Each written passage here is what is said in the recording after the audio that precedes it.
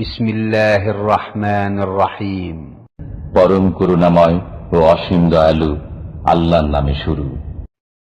ومن أحسن قولا ممن دعا إلى الله وعمل صالحا وقال إنني من المسلمين.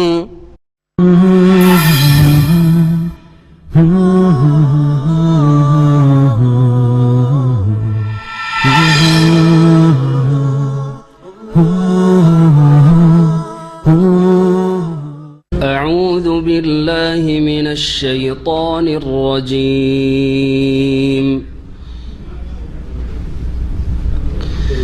وإذ أخذ الله ميثاق النبيين لما آتيتكم من كتاب وحكمة ثم جاءكم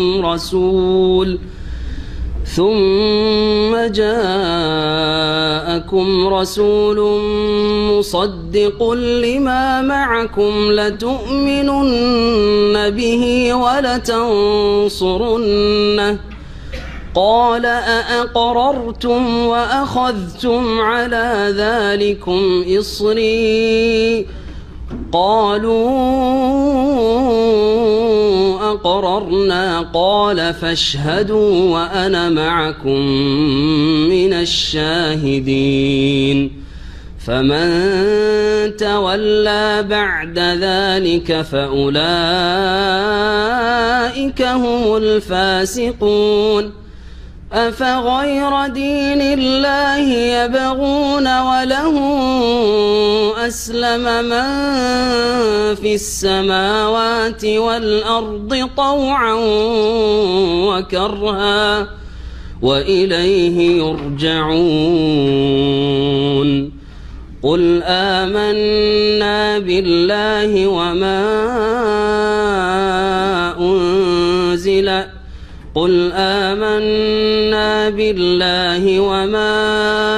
أنزل علينا وما أنزل على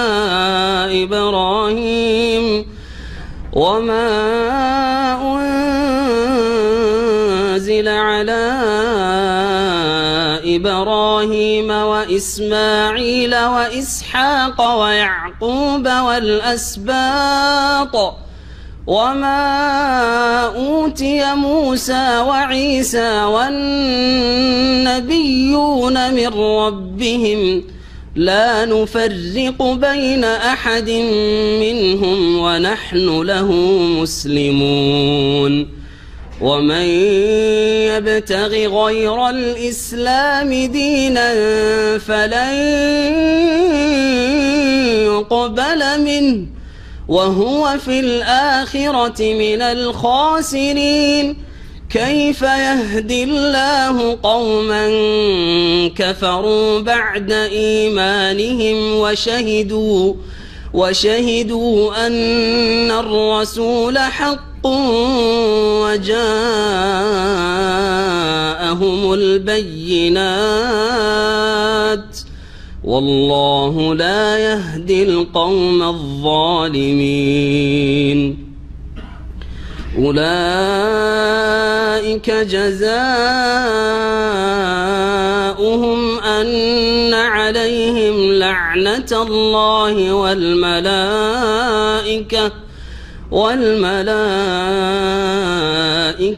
والناس أجمعين خالدين فيها لا يخفف عنهم العذاب ولا هم ينظرون إلا الذين تابوا من بعد ذلك وأصلحوا فإن الله غفور رحيم. إن الذين كفروا بعد إيمانهم ثم ازدادوا كفرا لن تقبل توبتهم وأولئك أولئك هم الضالون إن الذين كفروا وماتوا وهم كفار فلن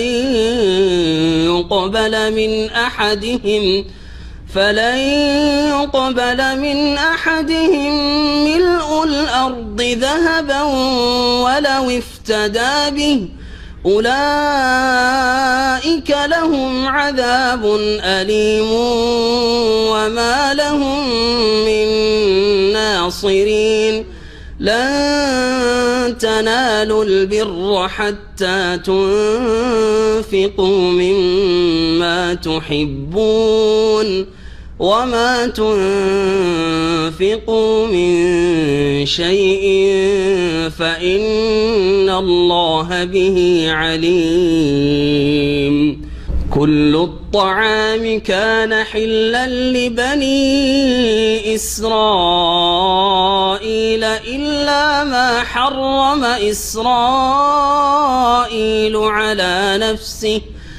إلا ما حرم إسرائيل على نفسه من قبل أن تنزل التوراة قل فأتوا بالتوراة فاتلوها إن كنتم صادقين فمن افترى على الله الكذب من بعد ذلك فأولئك هم الظالمون قل صدق الله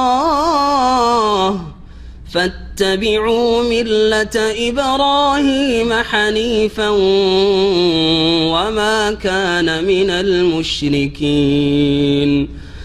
إن أول بيت وضع للناس للذي ببكة مباركا وهدى للعالمين فيه آيات بينات مقام إبراهيم ومن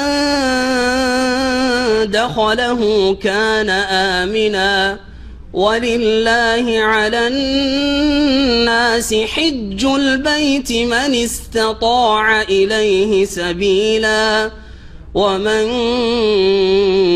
كفر فإن الله غني عن العالمين قل يا أهل الكتاب لم تكفرون بآيات الله والله شهيد على ما تعملون قل يا أهل الكتاب لم تصدون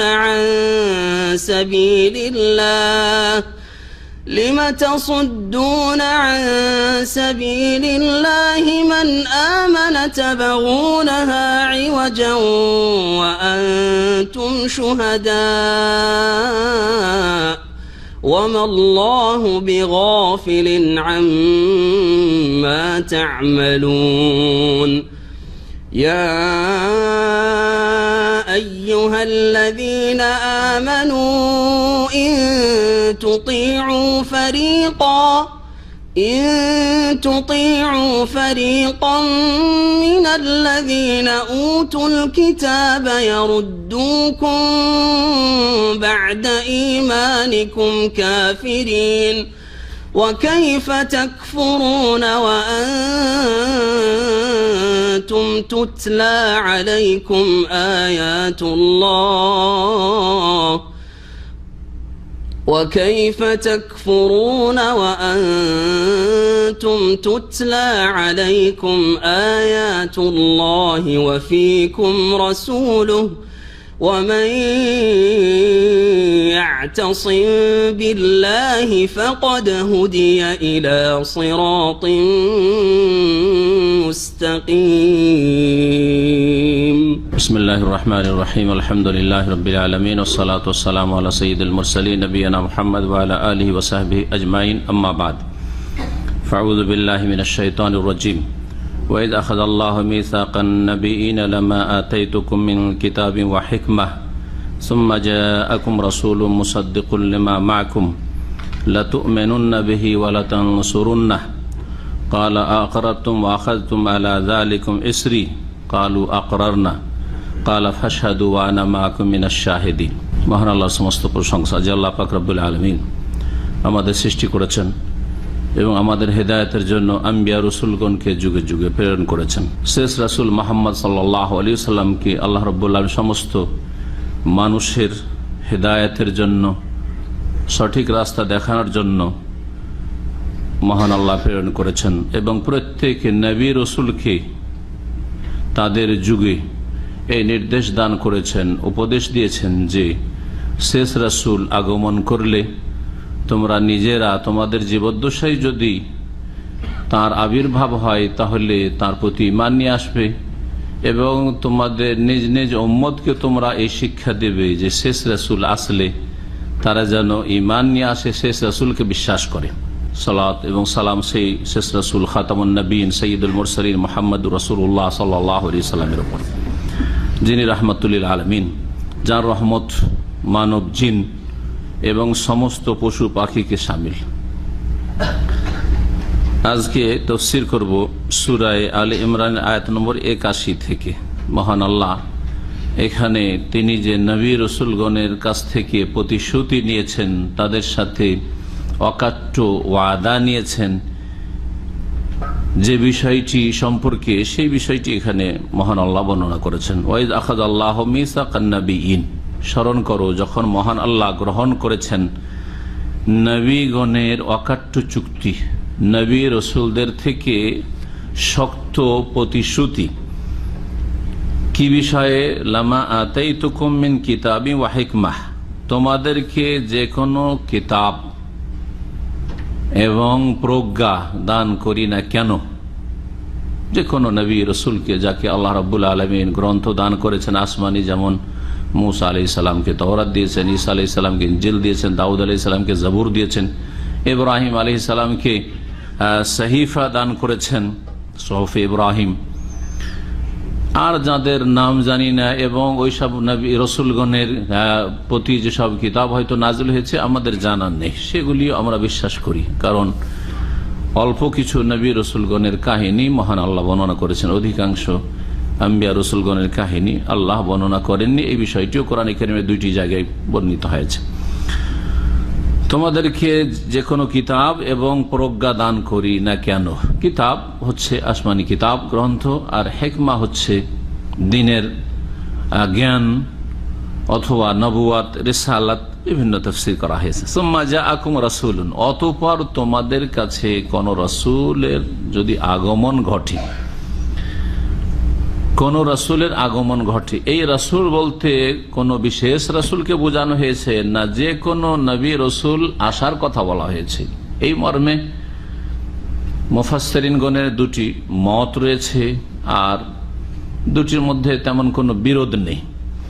প্রথম মত হচ্ছে যে সমস্ত নবী রাসূলগণকে তাদের যুগে আল্লাহ বলে দিয়েছেন যে তোমাদের জীবদ্দশায় যে কোনো নবী রাসূল আসুক না কেন, শেষ মুহাম্মদ সাল্লাল্লাহু আলাইহি ওয়াসাল্লামের কথা নয়, শুধু যে কোনো নবী রসুল আসুক, তাদের একজন বা শেষ হচ্ছেন মুহাম্মদ রাসূলুল্লাহ সাল্লাল্লাহু আলাইহি ওয়াসাল্লাম। যে কোনো নবী রসুল তোমাদের রিসালাতের অবস্থাতেই, তোমাদের জীবদ্দশাতেই যদি চলে আসে, তাহলে হে নবী তুমি আগে এসেছো, তোমার পরে কোনো নবী এসেছে, তাহলে তার প্রতি তোমরা বিশ্বাস স্থাপন করবে, তাকে তোমরা মেনে নেবে, অর্থাৎ তার উম্মত হইতে হবে তোমাকে, এ ওয়াদা নিয়েছেন।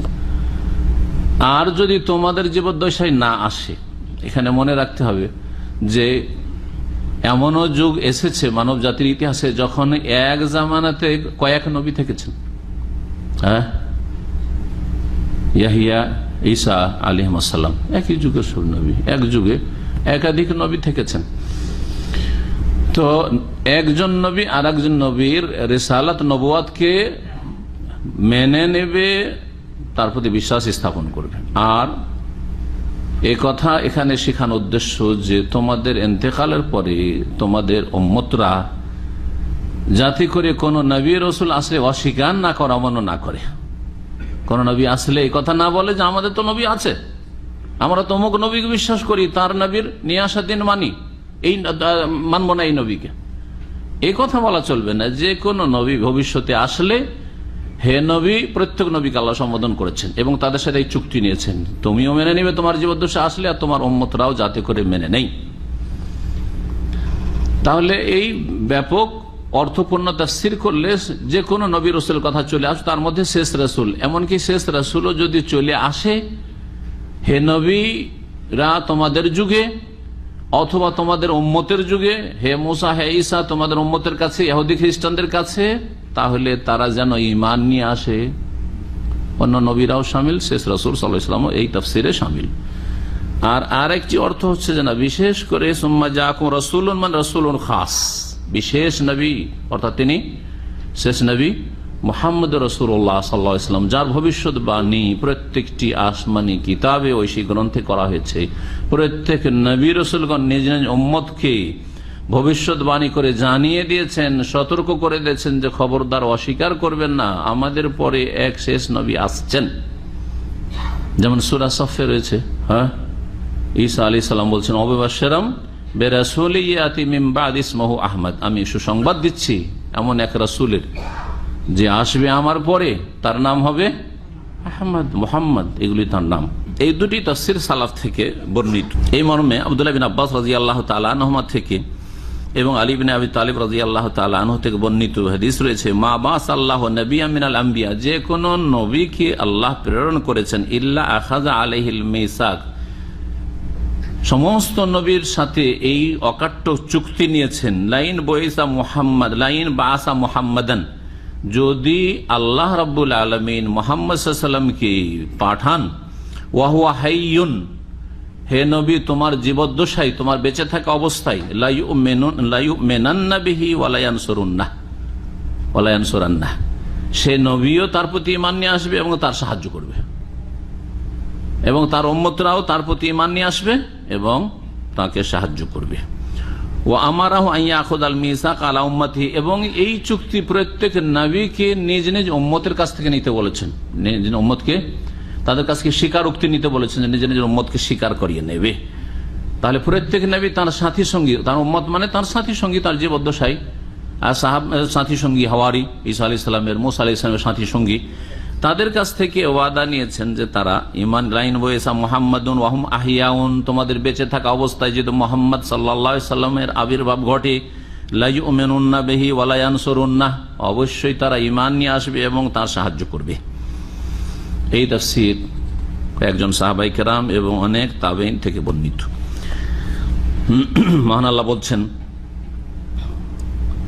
লা তুমিনুন্না বিহি, তোমরা কি করবে, ওইসে সুম্মা জাআকুম রাসূলুন, অথবা তোমাদের কাছে যদি কোন রাসূলের আবির্ভাব ঘটে, মুসাদ্দিকুল লিমা মাআকুম, সেই রাসূল তোমাদের কাছে যে দ্বীন রয়েছে, কিতাব রয়েছে, তার সত্যায়নকারী হিসাবে আসবে, সমর্থক হিসাবে। মুসাদ্দিক সত্যায়নকারী বা সমর্থক, অর্থাৎ আল্লাহ রাব্বুল আলামিনের পক্ষ থেকে যে বিধানগুলি রয়েছে সেগুলি সমর্থন করবে, অথবা আল্লাহ রাব্বুল আলামিন যেগুলি সমর্থন করতে বলবেন, যে হ্যাঁ আগের উম্মতের, আগের নবীর এই এই বিধানগুলি তুমি সমর্থন করো, এগুলো স্বীকৃত, আর এগুলি হচ্ছে রহিতকৃত মানসুখ, অথবা এগুলি হচ্ছে বিকৃত, আসলে আল্লাহ নাজিলকৃত বিধান নাই, ইহুদি খ্রিস্টান নিজেরা তাতে সংযোজন করেছে, সুতরাং সেগুলি হচ্ছে বাতিল, সেগুলি মানুষের তৈরি করা। সে মুসাদ্দিকের অর্থ সমর্থক বা সমর্থনকারী, সত্যায়নকারী।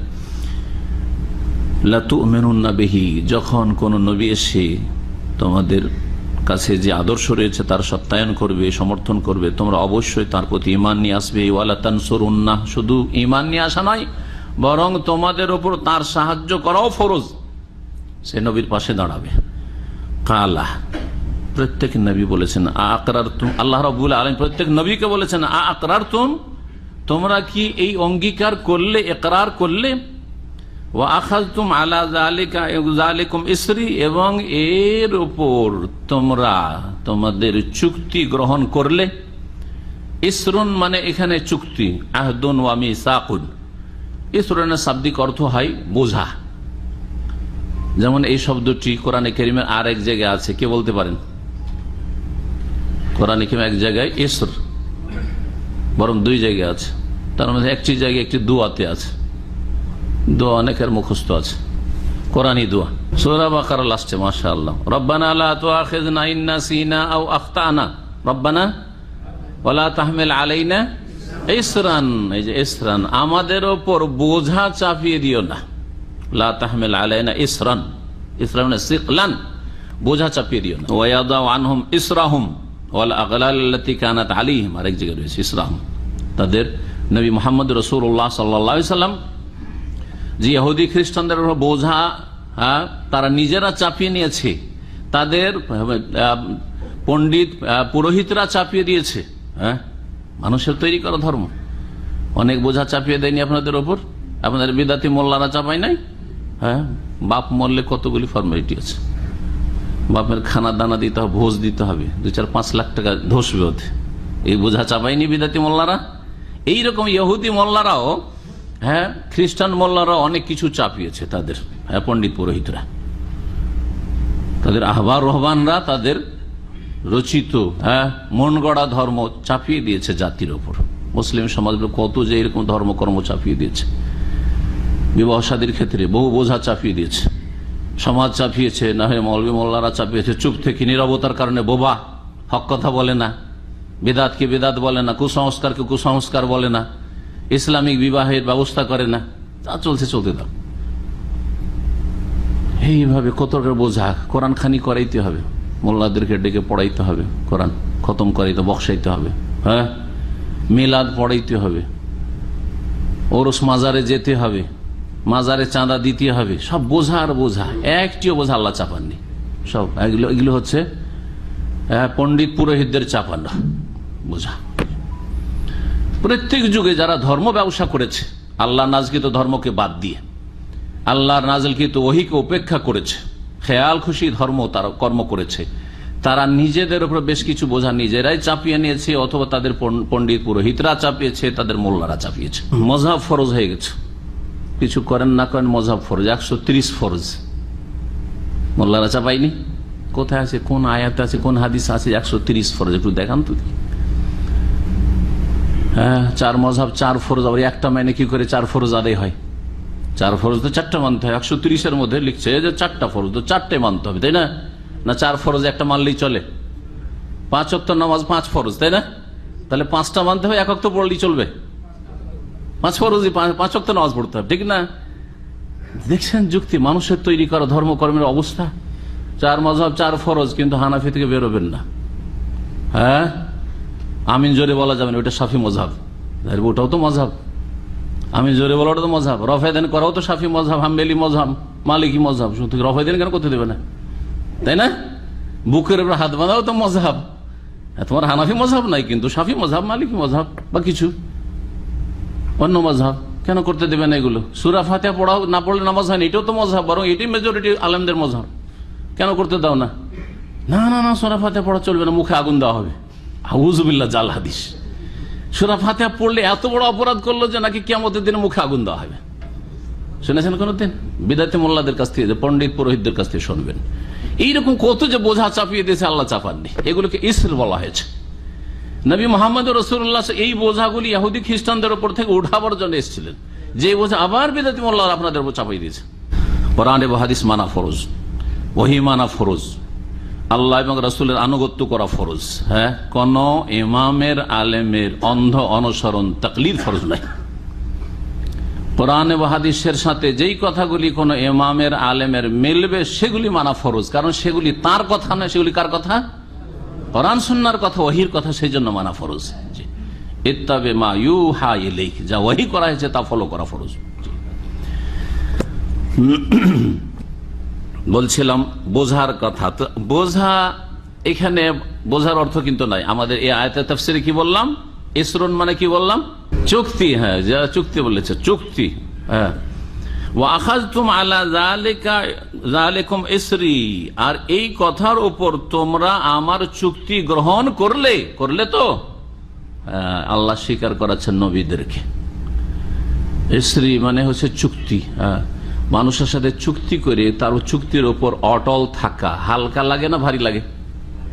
ভারী, বড়ই ভারী।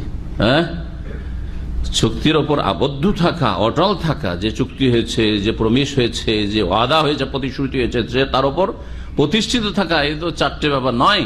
হ্যাঁ, বড় ভারী লাগে। তো এখান থেকেই এখানে ইসরন বোঝা থেকে চলে গেছে কিসের অর্থে? আহাদ, চুক্তির অর্থে। কালু, তখন নবী রসুলগণ বলেছেন আকরান্না, আমরা সকলে অঙ্গীকার করলাম। নবী রসুলগণ যখন নিজ নিজ উম্মতকে এই স্বীকার করিয়েছিলেন, তারাও বলেছিল, কালু বলেছিল আকরারনা, আমরা ইকরার করলাম, অঙ্গীকার করলাম। প্রত্যেকই যুগে, নবীদের যুগে তাদের উম্মতরা সবাই স্বীকার করেছে যে যে কোনো নবী আসলে আমরা মেনে নেব। শেষ রাসূল মুহাম্মদ সাল্লাল্লাহু আলাইহি সাল্লামের ভবিষ্যৎবাণী করা হয়েছে, তিনি আসলে আমরা মেনে নেব, সকলে বলেছে। জি, মুসার সাহাবিগণ মেনেছেন, ঈসা আলাইহিস সালামের হাওয়ারিগণ বলেছেন, ইব্রাহিম আলাইহিস সালামের সাথী সঙ্গীরা বলেছেন, প্রত্যেক নবী রসুলের সাথী সঙ্গীরা কথা বলেছেন। আকরানা বলেছেন। কালা, তখন আল্লাহ বলেছেন ফাশহাদু, তাহলে যখন মেনে নিলে আর এই অঙ্গীকার করলে, তাহলে তোমরা সাক্ষী থাকো, সাক্ষী থাকো। ওয়ানা মাকুম মিনাশ শাহিদিন, আর আমিও হে নবী রাসূলগণ এবং তাদের উম্মতরা তোমাদের সাথে সাক্ষী থাকলাম যে তোমরা এই অঙ্গীকার করলে। ওয়ানা মাকুম মিনাশ শাহিদিন, এই স্বীকারোক্তির পরে, এই চুক্তির পরে যদি উল্টো দিকে ফিরে যাও, শোনো কি হবে। ফামান তাওয়াল্লা বাদা যালিক, এরপরে কেউ যদি বিমুখ হয়ে যায়, উল্টো দিকে ফিরে যায়, শেষ নবী আসলেন, অমান্য করলো। এই নবী হচ্ছে আরবদের নবী, উম্মিদের নবী। আমরা বনি ইসরাইল মানব না, আমরা ইহুদিরা মানব না। যেন ইহুদিদেরকে ইসলামের তৌফিক হয়নি, হাতে গোনা কয়েকজন মাত্র ইহুদি ইসলাম গ্রহণ করেছে রাসূলুল্লাহ সাল্লাল্লাহু আলাইহি ওয়াসাল্লামের জামানায়। আজ কেউ পৃথিবীতে সবচাইতে কম যারা ইসলাম গ্রহণ করে তারা হচ্ছে ইহুদিরা। ওদের উপর আল্লাহ রাব্বুল গজব রয়েছে দুনিয়া এবং আখিরাতে। কোরআনে কারিমে গজবের কথা, ক্রোধের কথা, লানতের কথা মহান আল্লাহ একাধিকবার বর্ণনা করেছেন। এদেরকে সূরা ফাতিহাতে আল্লাহ মাগযুব আলাইহিম, গজব প্রাপ্ত, আল্লাহর ক্রোধ তাদের উপর নেমে আসছে সর্বদা, এই জাতি বলে আখ্যায়িত করেছেন।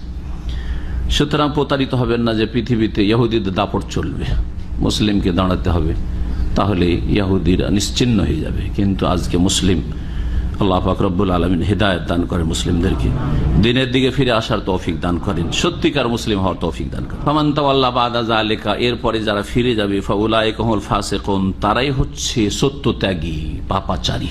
ফাসিক, ফাসিক যারা আল্লাহ এবং রাসূল আনুগত্য থেকে বেরিয়ে গেল। বড় ফাসিক হচ্ছে কাফের, মুশরিক, নাস্তিক, বেদিন, বিধর্মী, ঈমান ভঙ্গকারী। আর ফিসকের অনেক স্তর রয়েছে, যে কোনো একটি ক্ষেত্রে আল্লাহ অথবা তার রাসূল সাল্লাল্লাহু আলাইহি ওয়াসাল্লামের আনুগত্য থেকে সামান্যতম বেরিয়ে যাওয়া হচ্ছে ফাসিকি কাজ। যে কোনো নাফরমানি, বিরুদ্ধাচরণের নাম হচ্ছে কি? ফাসিকি কাজ। সেবাবুল মুসলিমে ফুসুকুন, এই জন্য মুসলিমকে গাল দেওয়া কার কাজ? ফাসিকের কাজ। কিন্তু আলেমরা যারা কোরআন সুন্নাহর কথা বলছে আর তাদের দল আর মত আর পথের বিপরীত হচ্ছে, তাদেরকে গাল দেওয়া সওয়াবের কাজ, তাই না? খুব সওয়াবের কাজ করছে, কিয়ামতে দেখা যাবে এর জন্য। জি, ওদের জন্য ক্ষমা নেই, ওদের জন্য ক্ষমা নেই হাক্কুল ইবাদের, কিয়ামতে ফয়সালা হয়ে যাবে ইনশাআল্লাহ। নেকি বাড়াচ্ছে। সাহাবায়ে কেরামকে গাল দেওয়া, সাহাবায়ে কেরামদেরকে রাফেজি শিয়ারা গাল দিয়ে তাদের নেকি বাড়াচ্ছে। যদি তাদের নেকি বাড়ানোর জন্য আল্লাহ রাফেজি শিয়াকে পয়দা করে যে সাহাবায়ে কেরামকে গাল দাও, কারণ তাদের দুনিয়া থেকে চলে যাওয়ার পরে তার নেকির ব্যালেন্স যাতে কিয়ামত পর্যন্ত বাড়তেই থাকে। আল্লাহর সৃষ্টিগত যে কোনো কাজে হিকমত রয়েছে, বড় একটি হিকমত, যে সাহাবীদের সওয়াব যেন বন্ধ না হয়ে যায়, উম্মাহাতুল মুমিনের সওয়াব যেন বন্ধ না হয়ে যায়। ওই রকমই কোরআন সুন্নাহর আলেমদের সওয়াব নেকি যেন বন্ধ না হয়ে যায়। সুতরাং আলবানী সাহেবকে গাল দিতে থাকবে, শাইখ ইবনে বাজকে গাল দিতে থাকবে, ইবনে উসাইমিনকে গাল দিতে থাকবে, সৌদি আরবের কোরআন সুন্নাহর আলেমদেরকে গাল দিতেই থাকবে বিদাতিরা, কারণ এর মাধ্যমে নেকি আসতেই থাকবে। আর ওদের নেকিগুলো কিয়ামতের দিন কেটে দেওয়া, ওটা তো আছেই। আর গাল যত আসবে তত নেকি বাড়তেই আছে, সওয়াব বাড়তেই আছে, গুনাহ মাফ হইতেই আছে, যে মর্যাদা উঁচা হইতেই আছে। যারা ফিরে যাবে হক থেকে তারা হচ্ছে ফাসিক। ফাসিক বললাম ফিস্ক, সর্বনিম্ন ফিস্ক যে কোনো নাফরমানি আল্লাহ এবং রাসূলের। আর বড় ফাসিক হচ্ছে যারা ঈমান ভঙ্গকারী, কাফের, মুশরিক। আফাগায়রা দীনিল্লাহি ইয়াবগুন ওয়া লাহু আসলামা মান ফিস সামাওয়াতি ওয়াল আরদ তাওআন ওয়া কারহা ওয়া ইলাইহি ইউরজাউন। আল্লাহ রাব্বুল আলামিন বলছেন যে তারা কি আল্লাহর দিন ছাড়া অন্য কোন পথ ও মত সন্ধান করছে? এই আলোচনাগুলি চলে আসছে নাজারানের খ্রিস্টানদের সম্পর্কে, আহলে কিতাব সম্পর্কে, আর তার সাথে ইহুদিদের কথাও চলে আসছে। তো এই নাজরানের খ্রিস্টানরা রাসূলুল্লাহ সাল্লাল্লাহু আলাইহি ওয়াসাল্লামের কাছে এসেছিল দেখা সাক্ষাতের জন্য, তারা ইসলাম গ্রহণ করেনি। তারা তাদের ভ্রান্ত ধর্মের ওপর, রহিতকৃত মানসুখ ধর্মের ওপর অটল থেকে ছিল, মানতে রাজি হয় ইসলাম। মহান আল্লাহ বলছেন, আফা গায়রা দীনিল্লাহি ইয়াবগুন, আল্লাহর দিন ছাড়া অন্য কোন দিন তারা তলাশ করছে, অন্য কোন পথ এবং মত তলাশ করছে, সেখানে গিয়ে রেহাই পাবে না, কখনো রেহাই পাবে না। ওয়ালাহু আসলাম মান ফিস সামাওয়াতি ওয়াল আরদ, অথচ আল্লাহর সামনে আত্মসমর্পণ করেছে যে কেউ আকাশ সমূহে অথবা পৃথিবীতে আছে, আকাশ এবং জমিনে যে কেউ আছে, মানুষ, জিন, মালায়েকা, সকলে আল্লাহর সামনে কি করেছে? আত্মসমর্পণ করেছে। ফেরেশতা সকলেই আল্লাহর নেক বান্দা, তাই না? ইবাদুন মুকরামুন জানা আছে। জিনের মধ্যে সৎ আছে, অসৎও আছে, মুসলিম আছে, কাফেরও আছে, আত্মসমর্পণকারী আছে আর অমান্যকারীও আছে, তাই না? মুসলিম মানুষের মধ্যে, মানব জাতি আদম সন্তানের মধ্যে বিশ্বাসী আছে, অবিশ্বাসী আছে, তাই না? মুসলিম আছে, কাফের আছে। কিন্তু আল্লাহ বলছেন যে সকলেই, আকাশে এবং জমিনে যে কেউ আছে, সকলে আল্লাহর সামনে আত্মসমর্পণ করেছে, তাও আওয়াকারহা, ইচ্ছাকৃত অথবা অনিচ্ছায়, স্বেচ্ছায়, তাও আন, খুশির সাথে স্বতঃস্ফূর্ত ভাবে, আও কারহান, অথবা নিরুপায় হয়ে বাধ্যতামূলক। কারহান চাই না, কারিহা ইয়াকরাহু মানে ঘৃণা করা, চাই না, মানতে চায় না, কিন্তু তারপরে মানতেই হবে, আল্লাহর সামনে আত্মসমর্পণ করতেই হবে। আসমান জমিনে যে কেউ আছে এই কাজটি করে, মহান আল্লাহ বলছেন। ওয়া ইলাইহি ইউরজাউন, এটা তো করেই, যেখানে উপায় নেই আল্লাহর সামনে আত্মসমর্পণ করতেই হবে, করে সকলে। ওয়া ইলাইহি ইউরজাউন, এবং এক সময় আসবে যখন তার কাছে তারা প্রত্যাবর্তিত হবে, ফিরে যেতে হবে তার কাছে, আল্লাহর কাছে ফিরে সকলকে যেতে হবে, মুসলিম অমুসলিম, সৎ অসৎ, ভালো মন্দ, সকলকে ফিরে যেতে হবে। মানুষ, জিন, মালায়েকা সবাই আল্লাহর কাছে ফিরে যাবে। ওয়া ইলাইহি ইউরজাউন, স্বেচ্ছায় আল্লাহর সামনে আত্মসমর্পণ করা তো আমরা বুঝলাম, তাই না? স্বেচ্ছায় আমরা মুসলিম হয়েছি, অন্তর থেকে বিশ্বাস করি, আল্লাহ যা বিশ্বাস করতে পারে তার রাসূল সাল্লাল্লাহু আলাইহি সাল্লাম, অন্তরের ইবাদতগুলি করার চেষ্টা করি, তারপরে আমাদের বাচনিক জবানের ইবাদত করার চেষ্টা করি, 5 ওয়াক্ত সালাত স্বেচ্ছায় আদায় করি, সিয়াম রোজা স্বেচ্ছায় করি, যাকাত স্বেচ্ছায় আদায় করি, হজ স্বেচ্ছায় যাওয়ার জন্য প্রস্তুত, তাই না? কিন্তু অনিচ্ছাকৃত তারপরে কাফেররা কেমন করে আত্মসমর্পণ, আসলাম আল্লাহ বলছে, তারাও সেখানে সারেন্ডার করে, কেমন করে সেটা?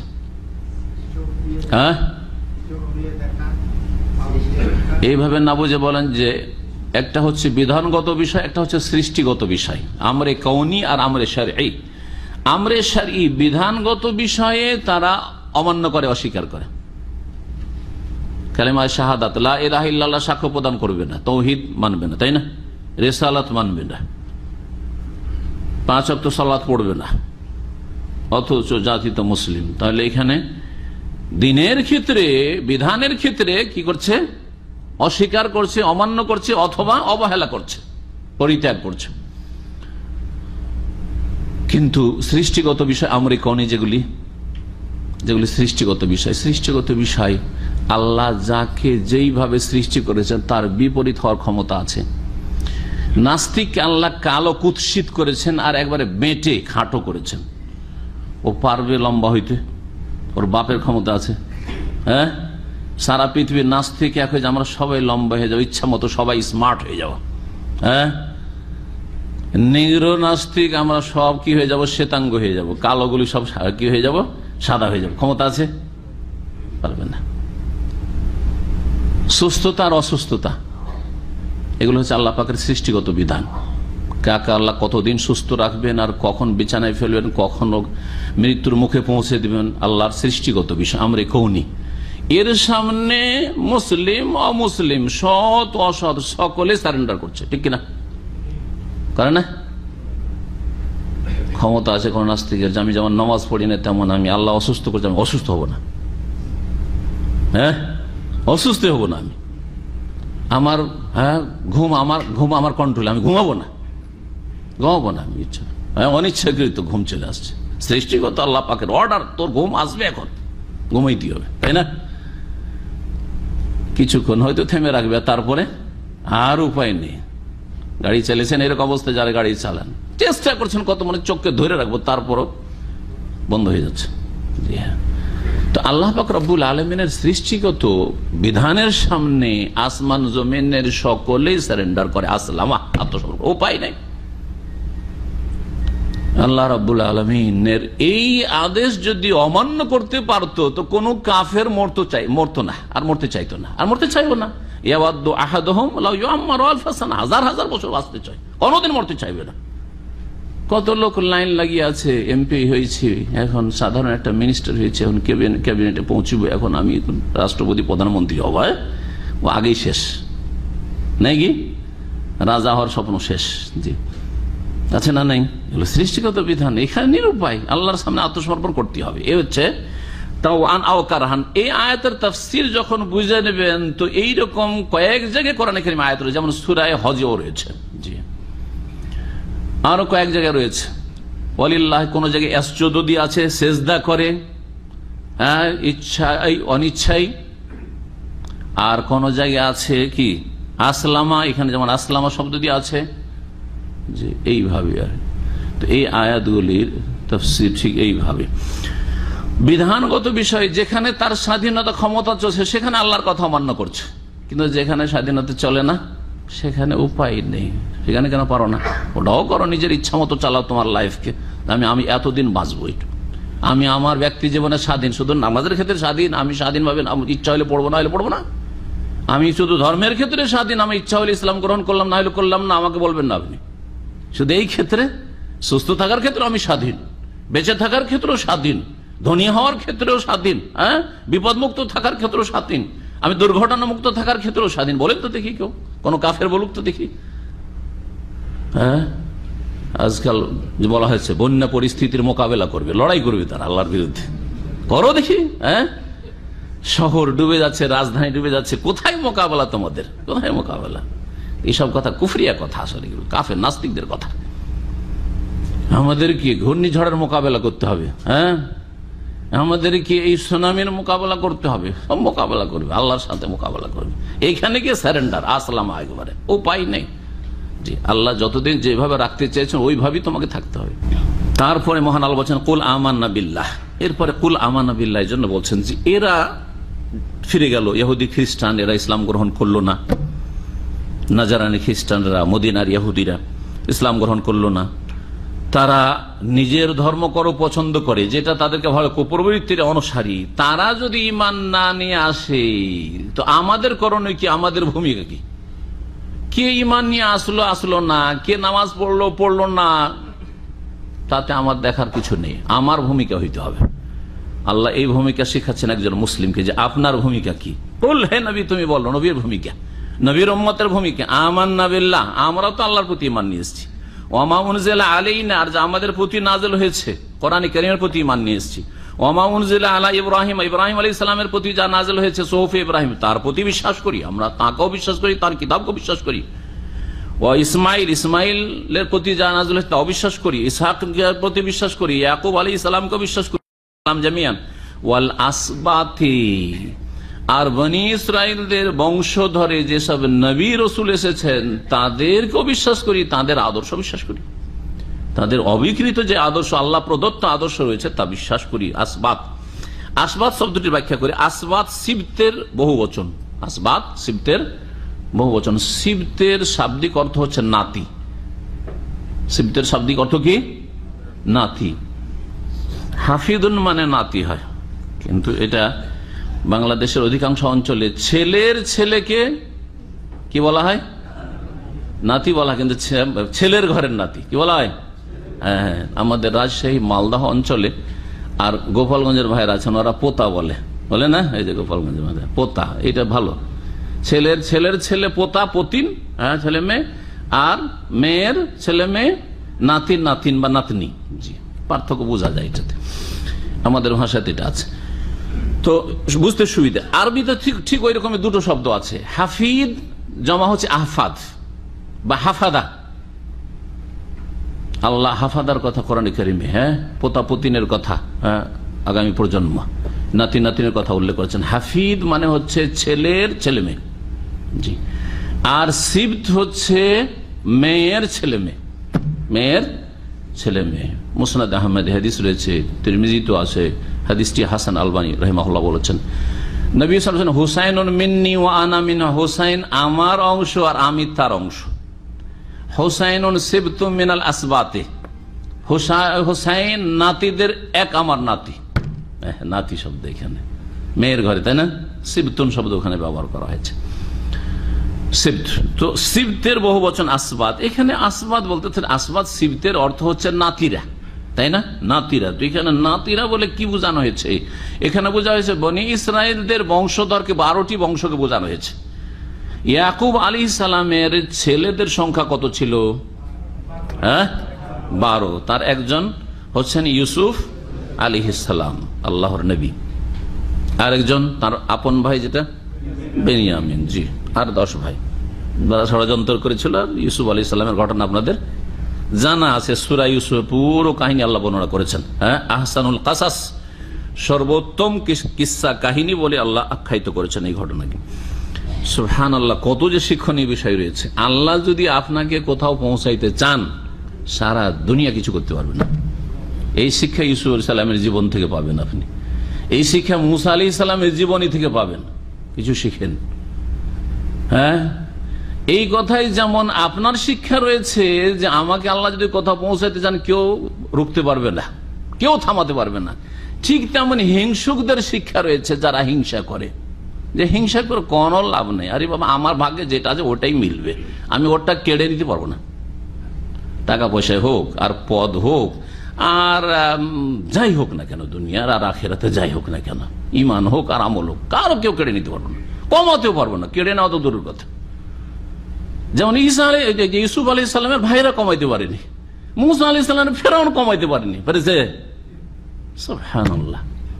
পানিতে ভাসছে আর উঠিয়ে নিয়ে ওর বাড়িতে আল্লাহ মানুষ করে নিচ্ছে, যে তুই এর জন্য কত লোককে খুন করেছিস, কত শিশুকে তোর বাড়িতে মানুষ করিয়ে দেব, তোর অন্তরে মায়া দিয়ে, তোর স্ত্রীর অন্তরে মায়া দিয়ে, তোর মাধ্যমে মানুষ করে নিয়ে তোর পতন এর মাধ্যমে ঘটাবো। আর কি শিখতে চান? এই শিক্ষাগুলি নিতে হবে, জি।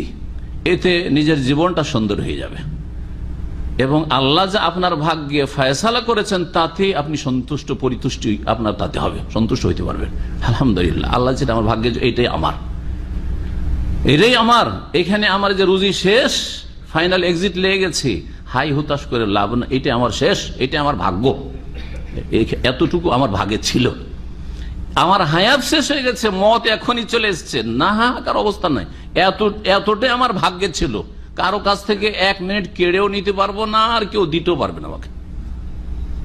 সুবহানাল্লাহ। আল্লাহুম্মা লা মানি'a লিমা আতাইত ওয়া লা মুতি'a লিমা মানা'ত ওয়া লা ইয়ানফাউযুল জাদ্দি মিনকাল জাদ্দ। দোয়া পড়ি কিন্তু মন্ত্রের মতো পড়ি, অর্থ বুঝি না, যার ফলে আমাদের জীবন পাল্টে না। ওয়াল আসবাত, এই 12 ভাই থেকে 12টা বিশাল বিশাল বংশ হয়। যুগ ছিল এই 12 ভাইয়ের, কোন যুগে? ইব্রাহিম আলাইহিস সালাম, তার ছেলের নাম ইসহাক, ইসহাকের ছেলে ইয়াকুব, ইয়াকুবের 12 ছেলে, তাই না? এই 12 ছেলে থেকে 12 বংশ হলো। মুসা আলাইহিস সালামের যুগে বিশাল বিশাল 12টা বংশ। ওয়াকাত্তানাহুম ইসনাতাই আশারাতা আসবাতান উমামা, আল্লাহ বলছেন যে এদেরকে বিভক্ত করলাম, বনি ইসরাইলকে, ইয়াকুব আলাইহিস সালামের বংশধরকে, ইসনাতাই আশারাতা আসবাতান, আসবাত ওখানে এসছে, 12 বংশে, ওমামান, উম্মত আল্লাহ বলেছে।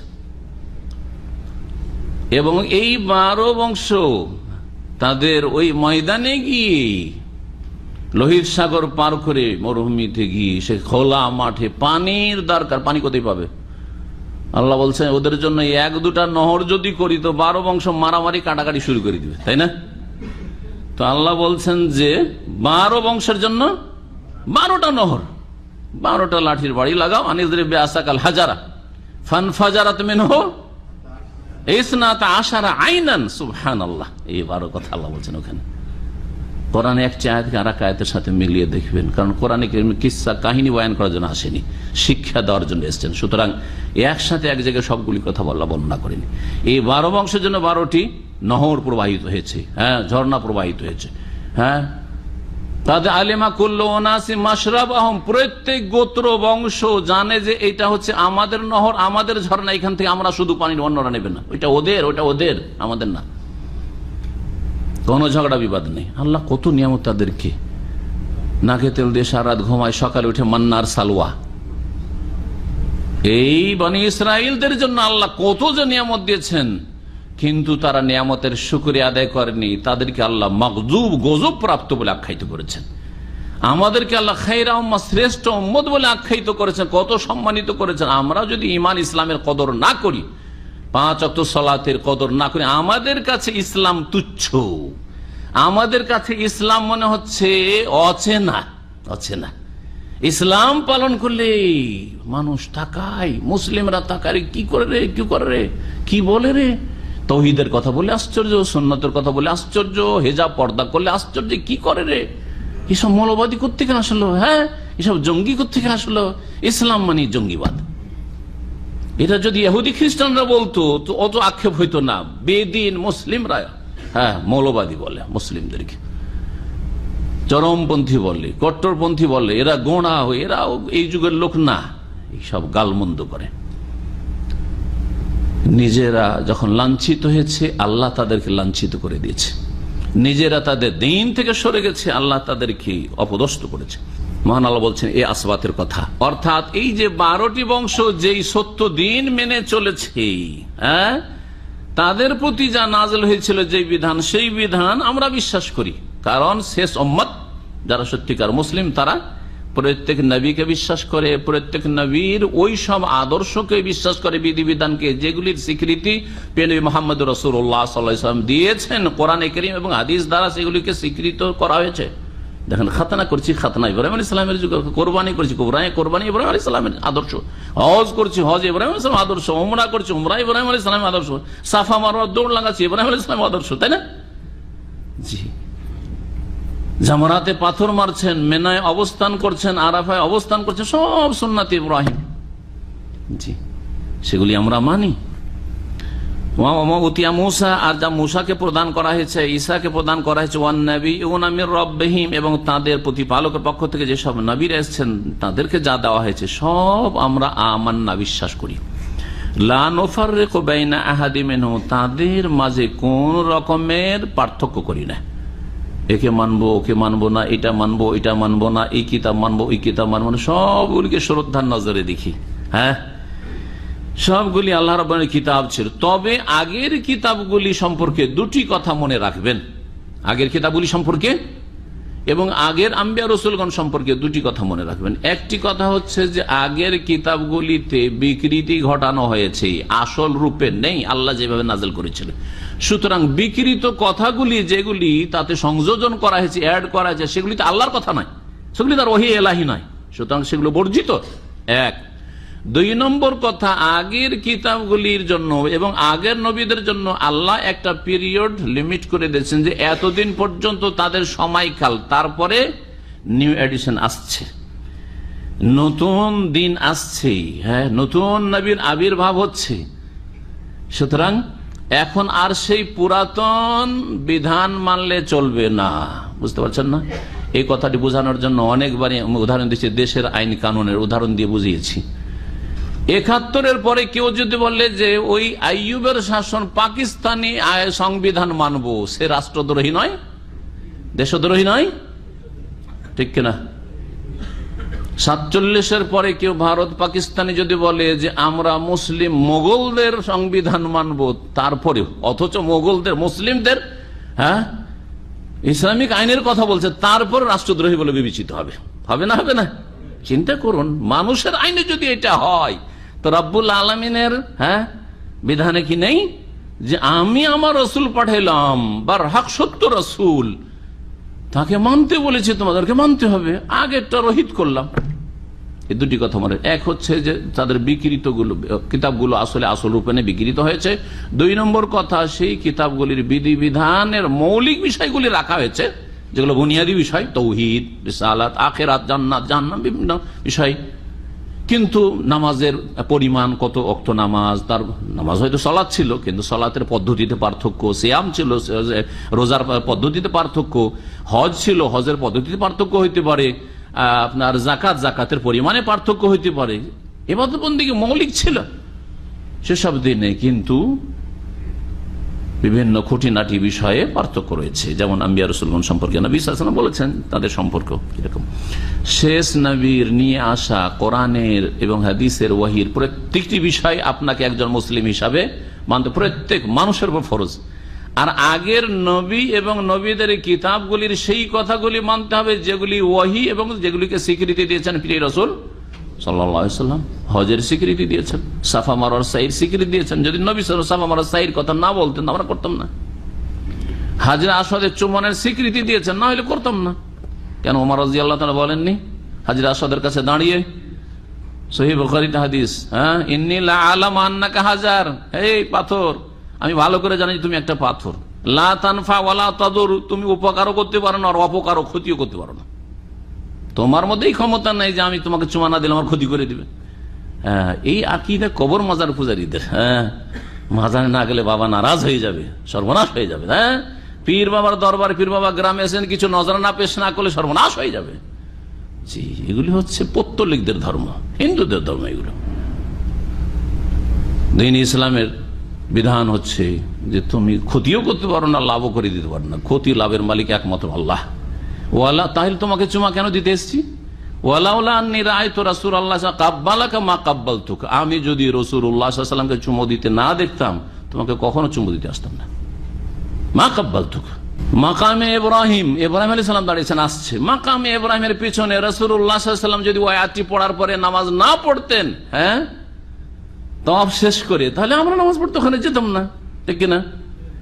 রাসূলুল্লাহ সাল্লাল্লাহু আলাইহি ওয়াসাল্লামের নিয়ে আসা বিধিবিধান প্রত্যেকটি মানতে হবে। আর আগের উম্মতের যেসব বিধিবিধান ছিল যেগুলি অবিকৃত আল্লাহর কথা এবং রাসূলুল্লাহ সাল্লাল্লাহু আলাইহি ওয়াসাল্লাম সেগুলিকে স্বীকৃতি দিয়েছেন, রাসূলুল্লাহ সাল্লাল্লাহু আলাইহি ওয়াসাল্লাম স্বীকৃতি দেননি, সেটা আল্লাহর পক্ষ থেকে স্বীকৃত, নবীর মাধ্যমে আল্লাহ ঘোষণা করেছেন যে এগুলি কিয়ামত পর্যন্ত থাকবে, সুতরাং সেগুলি থাকবে। লা নুফাররিকু বাইনা আহাদিহিম, তাদের মাঝে কোনো পার্থক্য করি না। এই জন্য মনে রাখবেন, কেউ যদি একজন নবীকে অস্বীকার করে সে যেন সমস্ত নবীকে অস্বীকার করলো।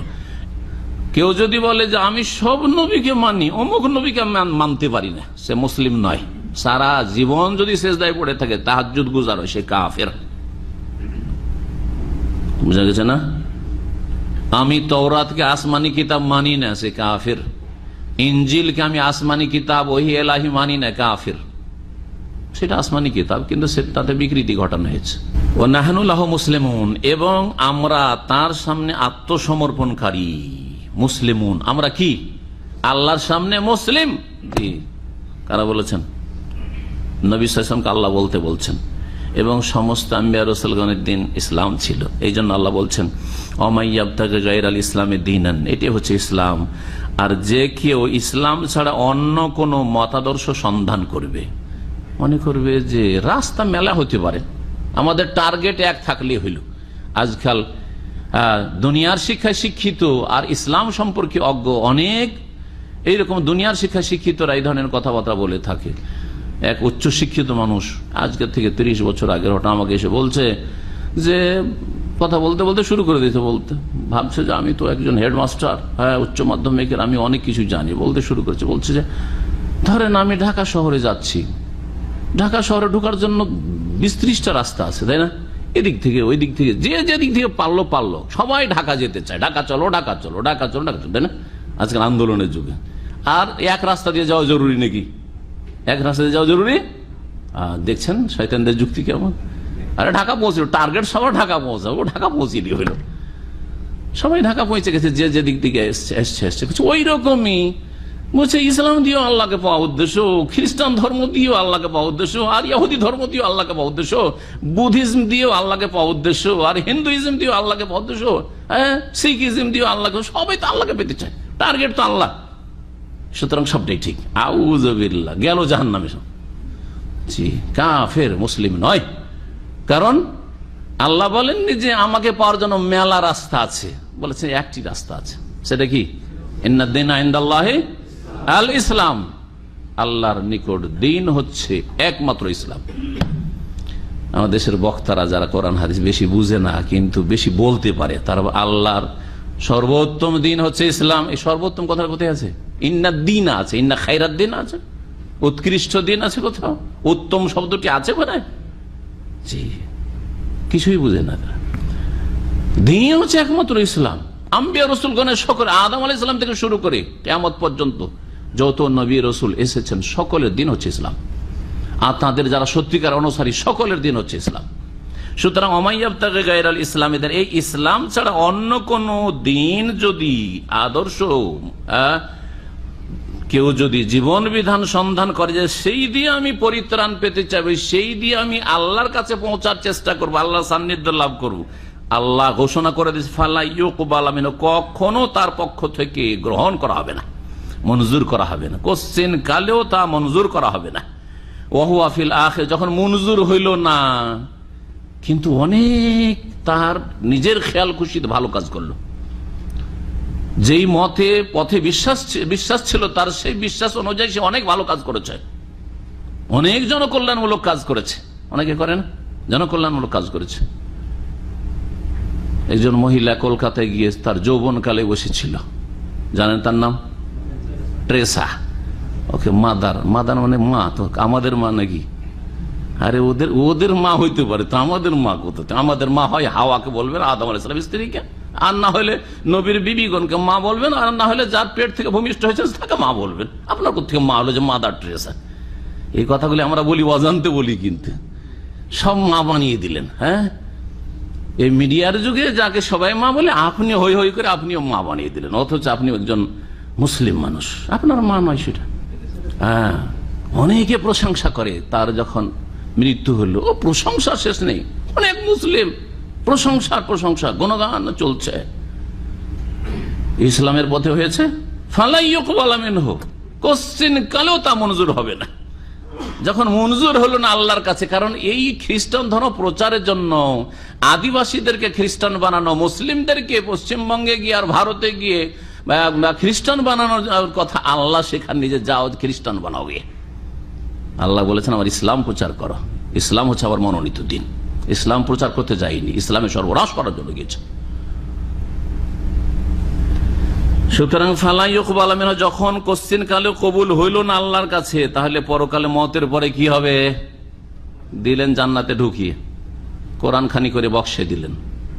ইন্দিরা গান্ধী যখন মারা গেল তখন ভারতের বিদাতি মোল্লারা কোরআন খানি করেছে, কোরআন খানি বেরোলে মৌলভী সাহেবেরা কোরআন খানি করেছে, বক্সিয়েছে। জি, আর বড় বড় অনেক মুসলিম নেতারা তার যে তাকে জ্বালানোর পরে পোড়ানোর পরে ছাই মাথায় করে নিয়ে এসছে, ছাই নিয়ে এসছে বাগ করে। হ্যাঁ, তাবারকের জন্য তাবারক বিতরণ হয়েছে ছাইয়ের।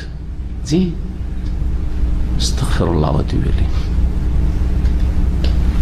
যখন মনজুর হইল না দুনিয়াতে তাদের এই পথ মত মন গড়া, ওয়াহুয়া ফিল আখিরাতি মিনাল খাসিরিন, সুতরাং মৃত্যুর পরে পরকালে ক্ষতিগ্রস্তদের দলভুক্ত হবে। যারা ইসলাম ছাড়া অন্য কোনো পথ অবলম্বন করবে আখিরাতে ক্ষতিগ্রস্তের দলে সামিল হবে। যারা দিন ইসলামের কথা পৌঁছিল তারপরে মানল না, অথবা মানল তারপরে আবার উল্টো দিকে ফিরে গেল, এইরকম লোকদের পরিণাম আল্লাহ বর্ণনা করছেন। অনেকে এরকম আছে, এই বড় বড় দাড়ি রেখে দিয়েছে, বড় বড় দাড়ি রেখেছে, হঠাৎ করে খবর পাচ্ছে ওর দাড়ি সাফ হয়ে গেছে, নেই, বোঝা গেছে। এই 18-20 বছরে দাম্মামে কয়েকজন এইরকম লোকের কথা শুনলাম। এই গত সপ্তাহে একজন কথা শুনলাম, এই বড় বড় দাড়ি হয়ে গেছিল, যখন পয়সা ছিল না তখন দেখছে যে এই দাড়ি দিয়ে আল্লাহকে রাজি করে কিছু পয়সা টয়সা চাই আল্লাহর কাছে, আর এখন কিছু পয়সা একটা নতুন গাড়ি কিনতে পেরেছে, পয়সা টয়সা হ্যাঁ হয়ে গেছে। আর তারপরে এই বড় দাড়ি নিয়ে ট্রিপ মারলে তো ওই অসৎ মহিলাদেরকে বা অসৎ কাস্টমার উঠানো যায় না, আবার তা দেখছি দাড়ি এত লম্বা রাখা যাবে না, এই করে দিয়েছে। কালকের খবর পেলাম। জি হ্যাঁ, এদের পরিণামের কথা শুনে ফুল মুরতাদ অথবা আংশিক মুরতাদ, ভালো করে শোনেন, খালি ফুল মুরতাদ হওয়াটা মুরতাদ নয়। হ্যাঁ, ইসলাম বিমুখ হওয়াটা সেটা আংশিক হতে পারে। কেউ 4 আনা ইসলাম বিমুখ হয়েছে, কেউ 2 আনা হয়েছে, কেউ 6 আনা, 8 আনা, 10 আনা, 12 আনা হয়েছে, কেউ 16 আনা হয়ে গেছে। জি, ইসলাম থেকে পুরোপুরি বহিষ্কৃত হয়েছে সে হচ্ছে ফুল মুরতাদ, সে পুরোপুরি ইসলাম বিমুখ হয়েছে, কিন্তু এটা আংশিক বিমুখতা। আংশিক যারা ইসলাম থেকে মুরতাদ, যে তাদেরকে পরিণাম ভালো মনে করছেন, কখনো ভালো না, কখনো ভালো অবস্থায় মত পাবে না। কারণ উল্টো দিকে মতের দিকে যাচ্ছে, কবর দিকে কাছে যাচ্ছে, আর অবস্থা খারাপ হতে যাচ্ছে। এটা কি ভালো লক্ষণ? কখনো ভালো লক্ষণ না। এই জন্য আমি বলি যে যারা দাড়ি রাখেনি ওই লোকের চাইতে ভালো যারা একবার দাড়ি রেখে আবার দাড়ি মুন্ডন করেছে। বোঝা গেছে না? এটা হচ্ছে এক শ্রেণীর মুরতাদ হওয়া। আর এই লোকটি ফাসিকি অবস্থায়, গুনহার অবস্থায় আছে, এইরকম কাজ করেনি। এ লোকজনকে, আশেপাশের লোককে কি শেখালো যে দাড়ি রাখলাম কিন্তু দাড়িটা ভালো না, রাখলাম কিন্তু এটা পছন্দ মতো না, আর দাড়ি চলবে না। মুরতাদ হয় এত বড় অপরাধ কেন? কারণ আশেপাশের লোক বিভ্রান্তির শিকার হবে। আর ইসলাম যদি ভালোই হইতো তো লোকটা ইসলাম গ্রহণ করে আবার মুরতাদ কেন হবে? ইসলাম বিমুখ কেন হবে?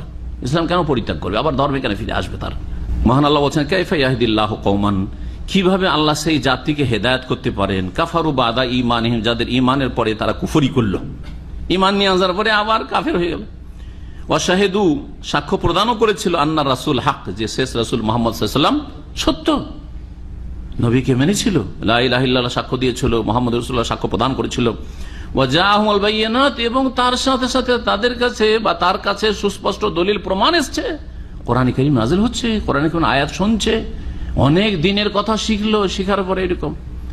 শুধু দাঁড়ির উদাহরণ দিলে হবে না, অনেক লোক আছে আমাদের দিনী ভাই, মাশাআল্লাহ, সেন্টারে এসে 2-4-5 বছর কিছু শিখলো, শিখার পরে কারো 5,000 রিয়াল নিয়ে উধাও, 5,000 ইমান বিক্রি করে চলে গেল। ব্যবসা করতে লাগলো, দিনী ভাইদেরকে ধোকা দিল যে আমরা ভাই সব দিনী ভাই নিয়ে আমরা একটা ঢাকাতে আমরা একসাথে, একা তো আর জমি জায়গা কিনতে পারবো না, চলে একটা বড় একটা কিছু করি, অথবা সমিতি, বুঝেন না, প্রবাসীরা সমিতি করে, সমিতি করলো কয়েকজন লোকের কথা, সুবহানাল্লাহ, যথেষ্ট পড়াশোনা করা লোক, তারা সমিতি করতে গিয়ে ওই বাকি লোকগুলোকে, যারা সমিতির সদস্য, তাদেরকে সিঁড়ি হিসাবে, সিঁড়ি হিসাবে ব্যবহার করলো। টাকা পয়সা নিয়ে গিয়ে 5 তলা বাড়ি দিয়ে বসে আছে, বলছে টাকা দাও, সমিতি টাকাগুলো দাও, যে তোমাদের জন্য বিজনেস করছি, বিজনেস কি করছি, ওর 5 তলা বাড়ি করা হয়ে গেছে।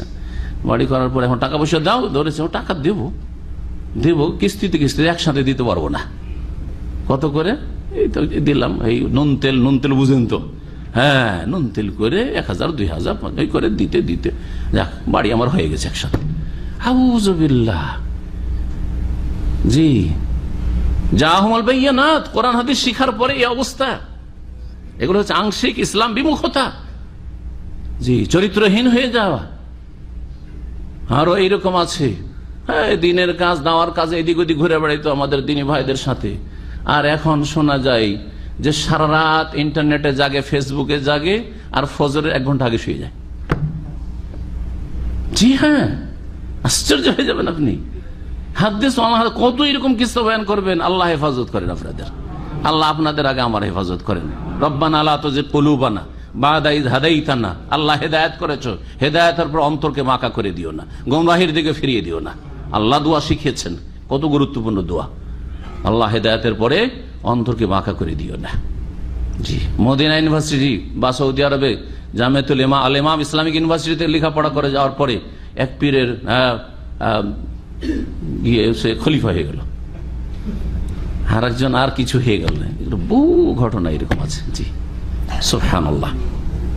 মহান আল্লাহ বলছেন যে কি করে আল্লাহ সেই জাতিকে সঠিক রাস্তায় পরিচালিত করতে পারেন। কাফারু বাদা ঈমানিহিম, তাদের ঈমানের পরে তারা কুফরি করলো। ওয়া শাহিদু আন্না রাসূল হক, আর সাক্ষ্য প্রদানও করেছিল যে শেষ রাসূল সাল্লাল্লাহু আলাইহি ওয়াসাল্লাম হক, সত্য। ওয়া জাআহুমুল বায়িনাত, তার কাছে দলিল প্রমাণাদিও এসেছিল। ওয়াল্লাহু লা ইয়াহদিল কওমাজ জালিমিন, আল্লাহ জালিম সম্প্রদায়কে রাস্তা দেখান না, সঠিক রাস্তা দেখান না। রাস্তা দেখিয়েছিল আল্লাহ রাব্বুল আলামিন, কিন্তু সেই রাস্তায় যখন অবিচল থাকলো না, ইস্তিকামা, অটলতা গ্রহণ করলো না, হ্যাঁ, তখন আল্লাহ রাব্বুল আলামিন আর সেই জান্নাতের রাস্তায় পৌঁছে দিলেন না। আল্লাহর রাস্তা দেখানো 2 রকম। রাস্তা দেখানোর অর্থটি 2 অর্থে ব্যবহার। একটা হচ্ছে শুধু রাস্তা দেখানো, হেদায়েত শব্দটি, হেদায়েত শব্দের একটি অর্থ হচ্ছে শুধু রাস্তা দেখিয়ে দেওয়া, আরেকটি হচ্ছে গন্তব্যস্থানে পৌঁছিয়ে দেওয়া।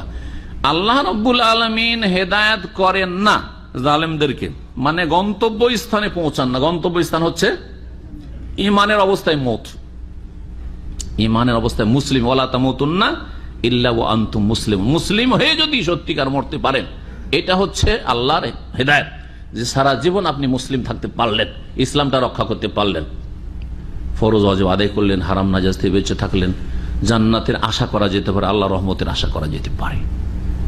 এই গন্তব্য, আখিরাতের গন্তব্য স্থান হচ্ছে, লক্ষ্য উদ্দেশ্য হচ্ছে জান্নাত। কিন্তু ইমানের অবস্থায় আপনার সমাপ্তি দুনিয়ার, এটা হচ্ছে আপনার আল্লাহর পক্ষ থেকে গন্তব্য স্থানে পৌঁছে দেওয়া। এটা হচ্ছে হেদায়েত মানে তৌফিক। হেদায়েত মানে তৌফিকের অর্থ। আর আরেকটা হেদায়েত মানে আদ-দালালাতু আল ইরশাদ, মানে রাস্তা দেখিয়ে দেওয়া। হেদায়েত শব্দটি দিনের ক্ষেত্রে আমরা যেমন প্রয়োগ করি, আরবিতে দুনিয়ার ক্ষেত্রে ব্যবহার হয়। একটা লোক এখানে এসছে, অপরিচিত লোক, রাস্তাঘাট চেনেন না, ও আপনাকে বলছে আমাকে রিয়াজের রাস্তা দেখিয়ে দেন। এটা দুই পদ্ধতিতে হইতে পারে, পারে না? পারে না? দুই পদ্ধতি। কি পদ্ধতি? একটা পদ্ধতি হচ্ছে আমি এখানে বসে রাস্তা দেখিয়ে দিলাম, হতে পারে না? পারে না? কিন্তু এতে ও রাস্তা পেতেও পারে, আবার ভুল করে কোন দিক থেকে কোন দিক চলেও যেতে পারে, ঠিক না? এইখান থেকে বসে বসে রাস্তা দেখালাম, কিন্তু আমাকে ঠিকভাবে ফলো করতে পারলো না, বা আমি ঠিকভাবে বুঝাইতে পারলাম না, হয়তো এটা হইতে পারে। আমার সেই যোগ্যতা নেই। এই সিগন্যাল, ওই সিগন্যাল, এই কাটিং, ওই কাটিং করে আপনি এই রাস্তা ধরবেন, এইখান থেকে বুঝাই দিলাম। তাই যেতেও পারে, আবার নাও যেতে পারে, গন্তব্যস্থানে রাস্তা ভুল করতে পারে। কিন্তু আরেকটা তরিকা হচ্ছে যে আপনাদের মধ্যে এক ভাই উঠলো, ভাই চলেন, আসেন, আমি গাড়িতে বসছি, আমার গাড়ি ফলো করেন আপনি, অথবা আপনার গাড়িতে বসছি আমি, চলেন, আমি নামবো এয়ারপোর্ট রোডে, নামবো, সোজা আপনাকে রিয়াজের রাস্তা ধরিয়ে দেবো। রাস্তা গিয়ে একবারে গন্তব্য স্থানে, যেখানে গিয়ে আর এদিক ওদিক কোনো রাস্তা হারাবার সম্ভাবনা নেই, ওখানে গিয়ে বললো যে আপনি সোজা রাস্তা ধরে নেন, ঠিক না? তো আল্লাহ রাব্বুল আলামিনের রাস্তা দেখানো হচ্ছে তৌফিক, আর নবী রাসূলগণের রাস্তা দেখানো, অথবা কোরআনে কারীম, ইন্না হাযাল কোরআন ইয়াহদি, আছে না? কোরআন হেদায়েত করে, রাস্তা দেখায়। রাসূল ওয়া ইন্নাকা লা তাহদি ইলা সিরাতিন মুস্তাকিম, হে নবী তুমি সরল পথের রাস্তা দেখাও। নবী সাল্লাল্লাহু আলাইহি ওয়াসাল্লামের রাস্তা দেখানো, কোরআনে কারীমের রাস্তা দেখানো, আমাদের আলেম ওলামাদের রাস্তা দেখানো, দায়ীদের রাস্তা দেখানো, কেমন রাস্তা দেখানো? শুধু হেদায়েত হচ্ছে, তৌফিক দেওয়ার ক্ষমতা আছে? তৌফিক দেওয়ার ক্ষমতা আছে? নাই। নবী রসুলের যদি তৌফিক দেওয়ার ক্ষমতা থাকতো, তাহলে নবী মোহাম্মদ রসুল আপন চাচা, এত প্রিয় চাচা আবু তালেব, শেষখানে কলেমাটাও পড়াইতে পারলেন না, রাজি করতে পারলেন না। বলছে বাবা তোমার কথা রাখবেন, ওই আবু জাহলের কথা শুনলো, কিন্তু ভাতিজা, এত প্রিয় ভাতিজার কথা শুনলেন। তাহলে তৌফিক দেওয়া কার কাজ? আল্লাহর কাজ। নবী রসুলগণ তৌফিক দিতে পারছেন না। কোরআন, কোরআন কি বলতে পারবে যে চলো তোমাকে একেবারে এমন রাস্তা পৌঁছে দেবো, আরো তুমি পথভ্রষ্ট হবে না। কোরআন থেকে যদি উপকৃত হন তাহলে ঠিক আছে, তৌফিক আসবে আল্লাহর পক্ষ থেকে। আর কোরআন শুধু রাস্তা দেখাবে, তাই না? হুদাল্লিল মুত্তাকিন, মানে রাস্তা দেখাবে। কোরআনের মধ্যে এই ক্ষমতা নেই যে আপনার হাতখান ধরবে, আর ধরে নেওয়ার পর একবার জান্নাতে ঢুকিয়ে দিবে। কিন্তু কোরআনে কোরআনের মধ্যে যে ওইগুলি আল্লাহ বর্ণনা করেন, সেগুলি যদি আপনি ফলো করেন, জান্নাতে ঢুকিয়ে দিবে, রাস্তা দেখাবে। গন্তব্য স্থানে পৌঁছানো একমাত্র কার কাজ? আল্লাহর কাজ, আল্লাহর কাজ। কিন্তু এই ক্ষেত্রেও আমাদের মুসলিম সমাজে, ভারত, বাংলাদেশ, পাকিস্তানে বড় শিরক আছে। পীরদের ক্ষেত্রে, পীরদের কলব থেকে এমন ফাইজ হয়, রুহানি ফাইজ, বুঝেন না? বুঝেন না? রুহানি ফাইজ বলে, আধ্যাত্মিক ফাইজ, মানে এমন বহে আসে রহমত আর বরকত তাদের, যে কলব থেকে কলবে হেদায়েত কি করে? পৌঁছায়, এলেম পৌঁছায়, হেদায়েত পৌঁছায়, আলোকিত করে দেয়, আর তারপরে আপনাকে একবারে জান্নাতে ঢুকে দেয়। আশ্চর্য হবে না? বড় শিরক আর কুফরি আকীদা আছে এদের সম্পর্কে। এই সুফিবাদ মুসলিম জাতির আকীদাকে ধ্বংস করে ফেলেছে, এই পীরতন্ত্র। মহান আল্লাহ তারপরে বলছেন, আল্লাহু লা ইয়াহদিল কওমাজ জালিমিন, জালেম সম্প্রদায়কে আল্লাহ গন্তব্য স্থানে পৌঁছাবেন না। হেদায়েত দেওয়ার জন্য তো কোরআন পাঠিয়েছেন, কোরআন নাযিল করেছেন, রাসূল পাঠিয়েছেন রাস্তা দেখানোর জন্য, কিন্তু গন্তব্য স্থানে পৌঁছাবেন না, যেহেতু জালিমি থেকে গেল। চেষ্টা করলেন না যে আমি জুলম মুক্ত হব, শিরক মুক্ত হওয়ার চেষ্টা করতে হবে। রাসূলুল্লাহ সাল্লাল্লাহু আলাইহি ওয়াসাল্লামের অনুসরণে শিরক মুক্ত হইতে হবে, তার মতো আর কাউকে অনুসরণ করব না, নির্ভেজাল অনুসরণ করবো রাসূলুল্লাহ সাল্লাল্লাহু আলাইহি ওয়াসাল্লামকে, কোরআন সুন্নাহকে অনুসরণ করব, ওহীকে অনুসরণ করব। আর আমি ভালো কাজ করব, মন্দ কাজ থেকে বাঁচার চেষ্টা করব। জুলম ছোট বড় বহু রকমের জুলম আছে, সমস্ত রকমের জুলম থেকে যারা মুক্ত হতে চাইবে তাদেরকে আল্লাহ হেদায়েতের তৌফিক দেবেন। আর যারা জুলম করতে চাইবে, জুলম মুক্ত হতে চাইবে না, আল্লাহু লা ইয়াহদিল কওমাজ জালিমিন। যখন জালিমি থেকে গেল, উলাইকা জাযাউহুম, তাদের ওরাই তো সেই লোক, জাযাউহুম যাদের প্রতিদান হচ্ছে, আন্না আলাইহিম লানাতুল্লাহ, তাদের ওপর আল্লাহর অভিসম্পাত রয়েছে, ওয়াল মালায়েকা ফেরেশতাদের অভিশাপ রয়েছে, ওয়ান নাসে আজমাইন, সমস্ত মানুষের অভিশাপ রয়েছে, সমস্ত মানুষের মধ্যে সৎ লোকদের অভিশাপ রয়েছে। আর সৃষ্টিগতভাবে অভিশাপ রয়েছে, কারণ তারা কেউ পাশে দাঁড়াতে পারবে না, জালেমদের পাশে কেউ দাঁড়াতে পারবে না। এমন না যে কুফরি শক্তি কিয়ামতের দিন আপনার কোন কাজে আসবে, কোনো কাজে আসবে না। নাস্তিকদের শক্তি কাজে আসবে, মুশরিকদের শক্তি কাজে আসবে, বেদিনদের শক্তি কাজে আসবে, বেনামাজিদের শক্তি কাজে আসবে, কোনো কাজে আসবে না। খালিদিনা ফিহা, সেখানে চিরকাল বসবাস করে জাহান্নামে, এবং এই লানত তাদের উপর হতে থাকবে। লা ইউখাফফা আনহুমুল আযাব, তাদের থেকে শাস্তিকে লঘু করা হবে না, হালকা করা হবে না। ওয়ালা হুম ইউনজারুন, এবং তাদেরকে কি দেওয়া হবে না, অবকাশও দেওয়া হবে না, বিরতি দেওয়া হবে। তাদের এই আযাব শাস্তিতে বিরতি দেওয়া হবে না, বিরামহীন শাস্তি চলতে থাকবে। দুনিয়ার শাস্তির ক্ষেত্রে রিমান্ডে যখন নেই তখন মাঝে মধ্যে শাস্তিটা দেয়, তাই না? মাঝে মাঝে শাস্তি, 1-2 ঘন্টা শাস্তি দিল, যা কিছু স্বীকার করাবার করালো, আর তারপরে তখন ছেড়ে দিল, জেলে ঢুকেই দিল, তাই না? বিরাম আছে, অবিরাম নয়। কিন্তু জাহান্নামের আযাব, আখিরাতের আযাব বিরামহীন, ওয়ালা হুম ইউনজারুন, কোন সেখানে বিরাম দেওয়া হবে না। ইল্লাল্লাযীনা তাবু, আল্লাহ রাব্বুল আলামিনের এই হচ্ছে আযাব কাফের, জালেম, মুশরিক, যারা ঈমান ইসলাম ভঙ্গকারী তাদের জন্য, বা যারা পাপিষ্ট, পাপী জীবনের উপর অটল থেকে গেল তাদের জন্য। কিন্তু তওবার দরজা তারপরও খোলা আছে। আল্লাহ এত দয়াবান যে একটা সংশোধনের রাস্তা সব সময় খুলে রেখেছে, যতক্ষণ পর্যন্ত আপনার কর্মজগৎ শেষ হয়নি। কর্মজগৎ কখন শেষ হয়? মৃত্যুর সাথে। ইযা মাতা ইবনু আদম ইনকাতা আনহু আমালুহু, আদম সন্তান যখন মারা যায় তখন কাজকর্ম আমল বন্ধ হয়ে যায়, কর্মজগৎ শেষ, ডিউটি করা শেষ, ছেলে মেয়েদের দেখাশোনা করা শেষ, হ্যাঁ লেখাপড়া করা শেষ, আমার আলোচনা করা শেষ, সব শেষ, শেষ। তওবা করাও শেষ, সংশোধন করাও শেষ, আল্লাহর কাছে ক্ষমা চাওয়া শেষ, ইস্তিগফারও শেষ, সব শেষ। ইনকাতা আনহু আমালুহু ইল্লা মিন সালাসা, 3টি রাস্তা খোলা আছে, ওই রাস্তাগুলি খোলার চেষ্টা করেন। রাস্তাগুলি খোলার আল্লাহ যেন তৌফিক দেন। তার মধ্যে এক হচ্ছে নেক সন্তান। আপনি ছেলে মেয়েদেরকে নামাজি বানিয়ে যান, ওরাই আপনার কাজে আসবে। পয়সা কাজে আসবে না, পয়সা ভাগ করে নিয়ে চলে যাবে। আপনার মতের সাথে সাথে দেখবে যে কোথায় কোথায় এটিএম কার্ড আছে আর কোথায় আমার বাপের টাকা আছে, হ্যাঁ খোঁজ করো, শুধু ওগুলোই খোঁজ করবে। জি, ইল্লাল্লাযীনা তাবু, তবে যারা তওবা করে নেবে। তওবা করা মানে ফিরে আসা, আল্লাহর দিকে প্রত্যাবর্তন করা। তওবাই হচ্ছে ফিরে, আর তওবা তো আর রুজু, শাব্দিক অর্থ তওবার হচ্ছেই ফিরে আসা। তওবা মানে আল্লাহর দিকে ফিরে আসা। আল্লাহ থেকে উল্টো দিকে চলে গেছেন, আল্লাহর দিন থেকে উল্টো দিকে চলে গেছেন, মসজিদ থেকে উল্টো দিকে চলে গেছেন, নেকি ছাড়া পাপের দিকে চলে গেছেন। এখন আপনি ভালো কথা কাজের দিকে, রব্বুল আলামিনের দিকে, স্রষ্টার দিকে ফিরে আসুন। তবে যারা তওবা করবে, মিম্বাদে যালিক, এরপরে, ওয়া আসলাহু, তওবা শুধু মৌখিক দাবি যথেষ্ট নয়, সেই জন্য আল্লাহ তওবার পরে হয় ভালো আমলের কথা বলেছেন, না হলে ইসলাহ সংশোধনের কথা বলেছেন। এখানে ইসলাহর কথা বলেছেন। তওবার সত্যতা হচ্ছে কি? ইসলাহ, সংশোধন। তওবার সত্যতা যে আপনি এখন ভালো মানুষ হয়ে গেছেন, আপনাকে লোকেরা বলছে লোকটা খারাপ ছিল কিন্তু এখন ভালো। আপনি আপনার জীবন লাইফে বুঝতে পারছেন আমি খুব খারাপ ছিলাম কিন্তু আলহামদুলিল্লাহ এখন আমি খারাপ নই। জি, এটা হচ্ছে ইসলাহ, এটা হচ্ছে আমাল সালেহ। ইল্লাল্লাযীনা তাবু, হ্যাঁ, ওয়া আসলাহু, ইল্লা মান তাবা ওয়া আমানা ওয়া আমিলা আমালান সালিহা। এইভাবে আল্লাহ বলেছেন। শুধু তওবার কথা কখনো বলা হয়নি। আর যদি কোথাও বলা হয় সংক্ষেপে, তাহলে উদ্দেশ্য হচ্ছে তওবা মানে যেই তওবা আল্লাহর কাছে গ্রহণযোগ্য, সেটা হচ্ছে সত্যিকার অর্থে তওবা। তওবা মৌখিক মন্ত্র নয়। তওবার শর্ত আছে। কয়টি শর্ত আছে তওবার? আপনি খারাপ ছিলেন, ভালো হয়ে গেছেন, এর জন্য কিছু শর্ত পুরা করে দিতে আল্লাহকে। কে বলতে পারেন? গোনা বন্ধ করা না, গোনা যখন বন্ধ করলেন, অতীতে যে গোনা হয়েছে তার উপর আন্নাদাম, অনুতপ্ত, লজ্জিত হওয়া, আমি খুব খারাপ করেছি, ভালো করিনি, আমি লজ্জিত, অনুতপ্ত হওয়া, অনুশোচনা। 3 নম্বর আল আজম, প্রতিজ্ঞা যে আর কখনো এইদিকে যাব না, আর কখনো এইদিকে যাব না। 3টি শর্ত, ঠিক আছে?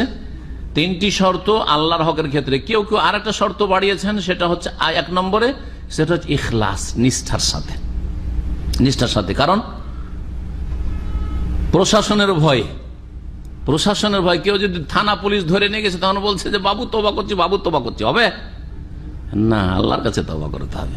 শুধু বাবুর মায়ের খাবেন না সেই জন্য, পুলিশ দারোগা যাতে মার না দেয় সেই জন্য তওবা করছে, ওই তওবাতে কাজ হবে না। বাপ মার কাছে ধরা খেয়ে গেছেন, সমাজের কাছে ধরা খেয়ে, এখন তো পিটনি, গণপিটনি শুরু হবে, আমি তওবা করছি, আসলে তওবা না হবে। তওবা এই জন্য এখলাসটা অবশ্যই লাগবে। এখলাস ছাড়া কোন আমলই কবুল হয় না। এখলাস এবং নবীর আদর্শ ফলো করা, এই দুটো তো যে কোনো আমলের ক্ষেত্রে শর্ত আছে। এই জন্য কেউ এটাকে উল্লেখ করেনি, আর কেউ উল্লেখ করেছেন। যদি উল্লেখ করি বলেন এখলাস, নিষ্ঠার সাথে আল্লাহর জন্য আমি পাপ ছাড়ছি। জানেন সিগারেট ছাড়ছেন, সিগারেট ছাড়ার তওবা আমি বলি আপনাদেরকে। ধূমপান ছাড়ছেন, জর্দা ছাড়ছেন, বা সিগারেট, ধূমপান বা বিড়ি ছাড়ছেন। এখলাস হচ্ছে কি? এখলাস হচ্ছে আমি জেনেছি হারাম, সুতরাং আমি তওবা করছি, আল্লাহ মাফ করে আমাকে, আল্লাহর জন্য আমি ছাড়ছি, ঠিক আছে? আর এখলাস নেই, ধূমপান ছাড়ছেন, ধূমপান ছেড়ে দিয়েছেন, কিন্তু এখলাস নেই, তওবা হয়নি।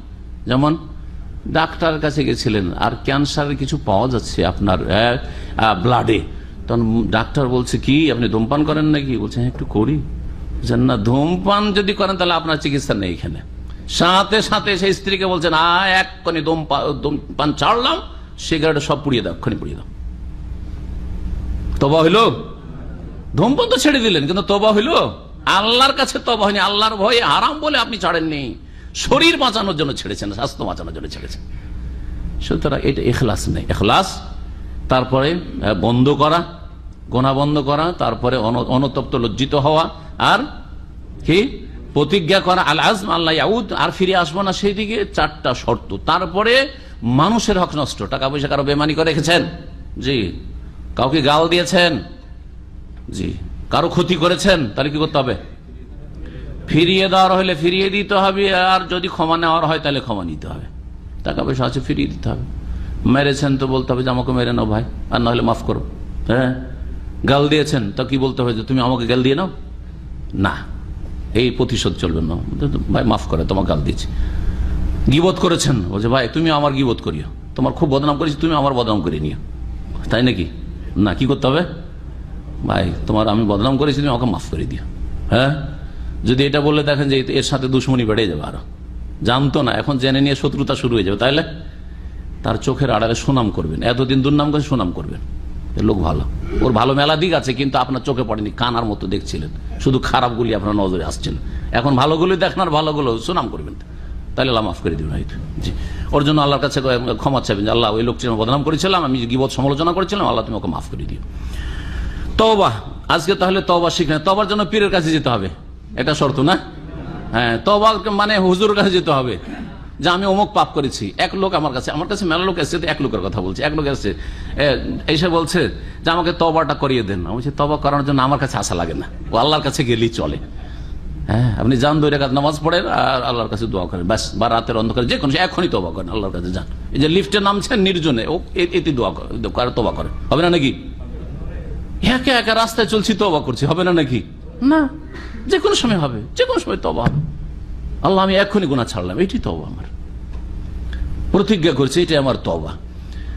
এসে বলতে শুরু করেছে যে আমার দা এই কুকাজ হয়েছে। আমি বলি খবরদার বলবেন না, কারণ আপনার ইজ্জত হানি আমি চাই না, যে আপনার সম্পর্কে জানবো যে আপনি এই পাপে লিপ্ত হয়েছে, খবরদার না, এটা তরিকা নয়। এটা হচ্ছে, হ্যাঁ, এটা হচ্ছে কাফেরদের তরিকা, যা পীরদের মধ্যে এসছে। ব্রাহ্মণ্যবাদ যেটা পীরতন্ত্রে এসছে, যে পীরের দরগাহে যেতে হবে, দরবারে গিয়ে বলতে হুজুরে কি বলা, আমাকে তওবাটা পড়িয়ে দেন, কারণ আমি এই পাপ করেছি। জি হ্যাঁ, এগুলো ইসলামে নেই।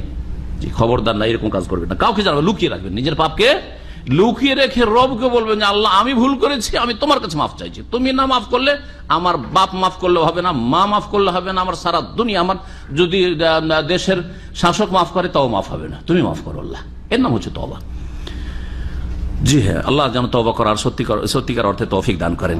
ইল্লাল্লাযিনা তাবু, যতই অপরাধ করুক যদি তওবা করে নেয়, মিন বাদি যালিকের পরে, ওয়া আসলাহু, আর সংশোধন সংস্কার করে নেয়, ফাইন্নাল্লাহা গাফুরুর রহিম, তাহলে জেনে রাখা উচিত যে মহান আল্লাহ বড় মার্জনাকারী আর বড় দয়ালু। ইন্নাল্লাযীনা কাফারু বাদা ঈমানিহিম, তবে যদি এর উপরে অটল থেকে যায়, তওবাও করলো না, কুফরি করে থেকে গেল, উল্টো দিকে ইসলাম থেকে ফিরে গেল, থেকে গেল, এরকম নিশ্চয়ই যারা কুফরি করলো বাদা ঈমানিহিম, তাদের ঈমান নিয়ে আসার পরে, সুম্মাজদাদু কুফরান, ঈমান নিয়ে আসার পরে তাদেরকে শুধু মুরতাদ বলি, আর জন্মসূত্রে মুসলিম যদি নাস্তিক হয়ে যায় তাকে মনে করি না, না সেও মুরতাদ। 2 মাস আগে কলেমা পড়েছিল আর আজকে সে আবার ওই হিন্দু ধর্মে চলে গেছে, সেই জন্য ওকে মুরতাদ বলি।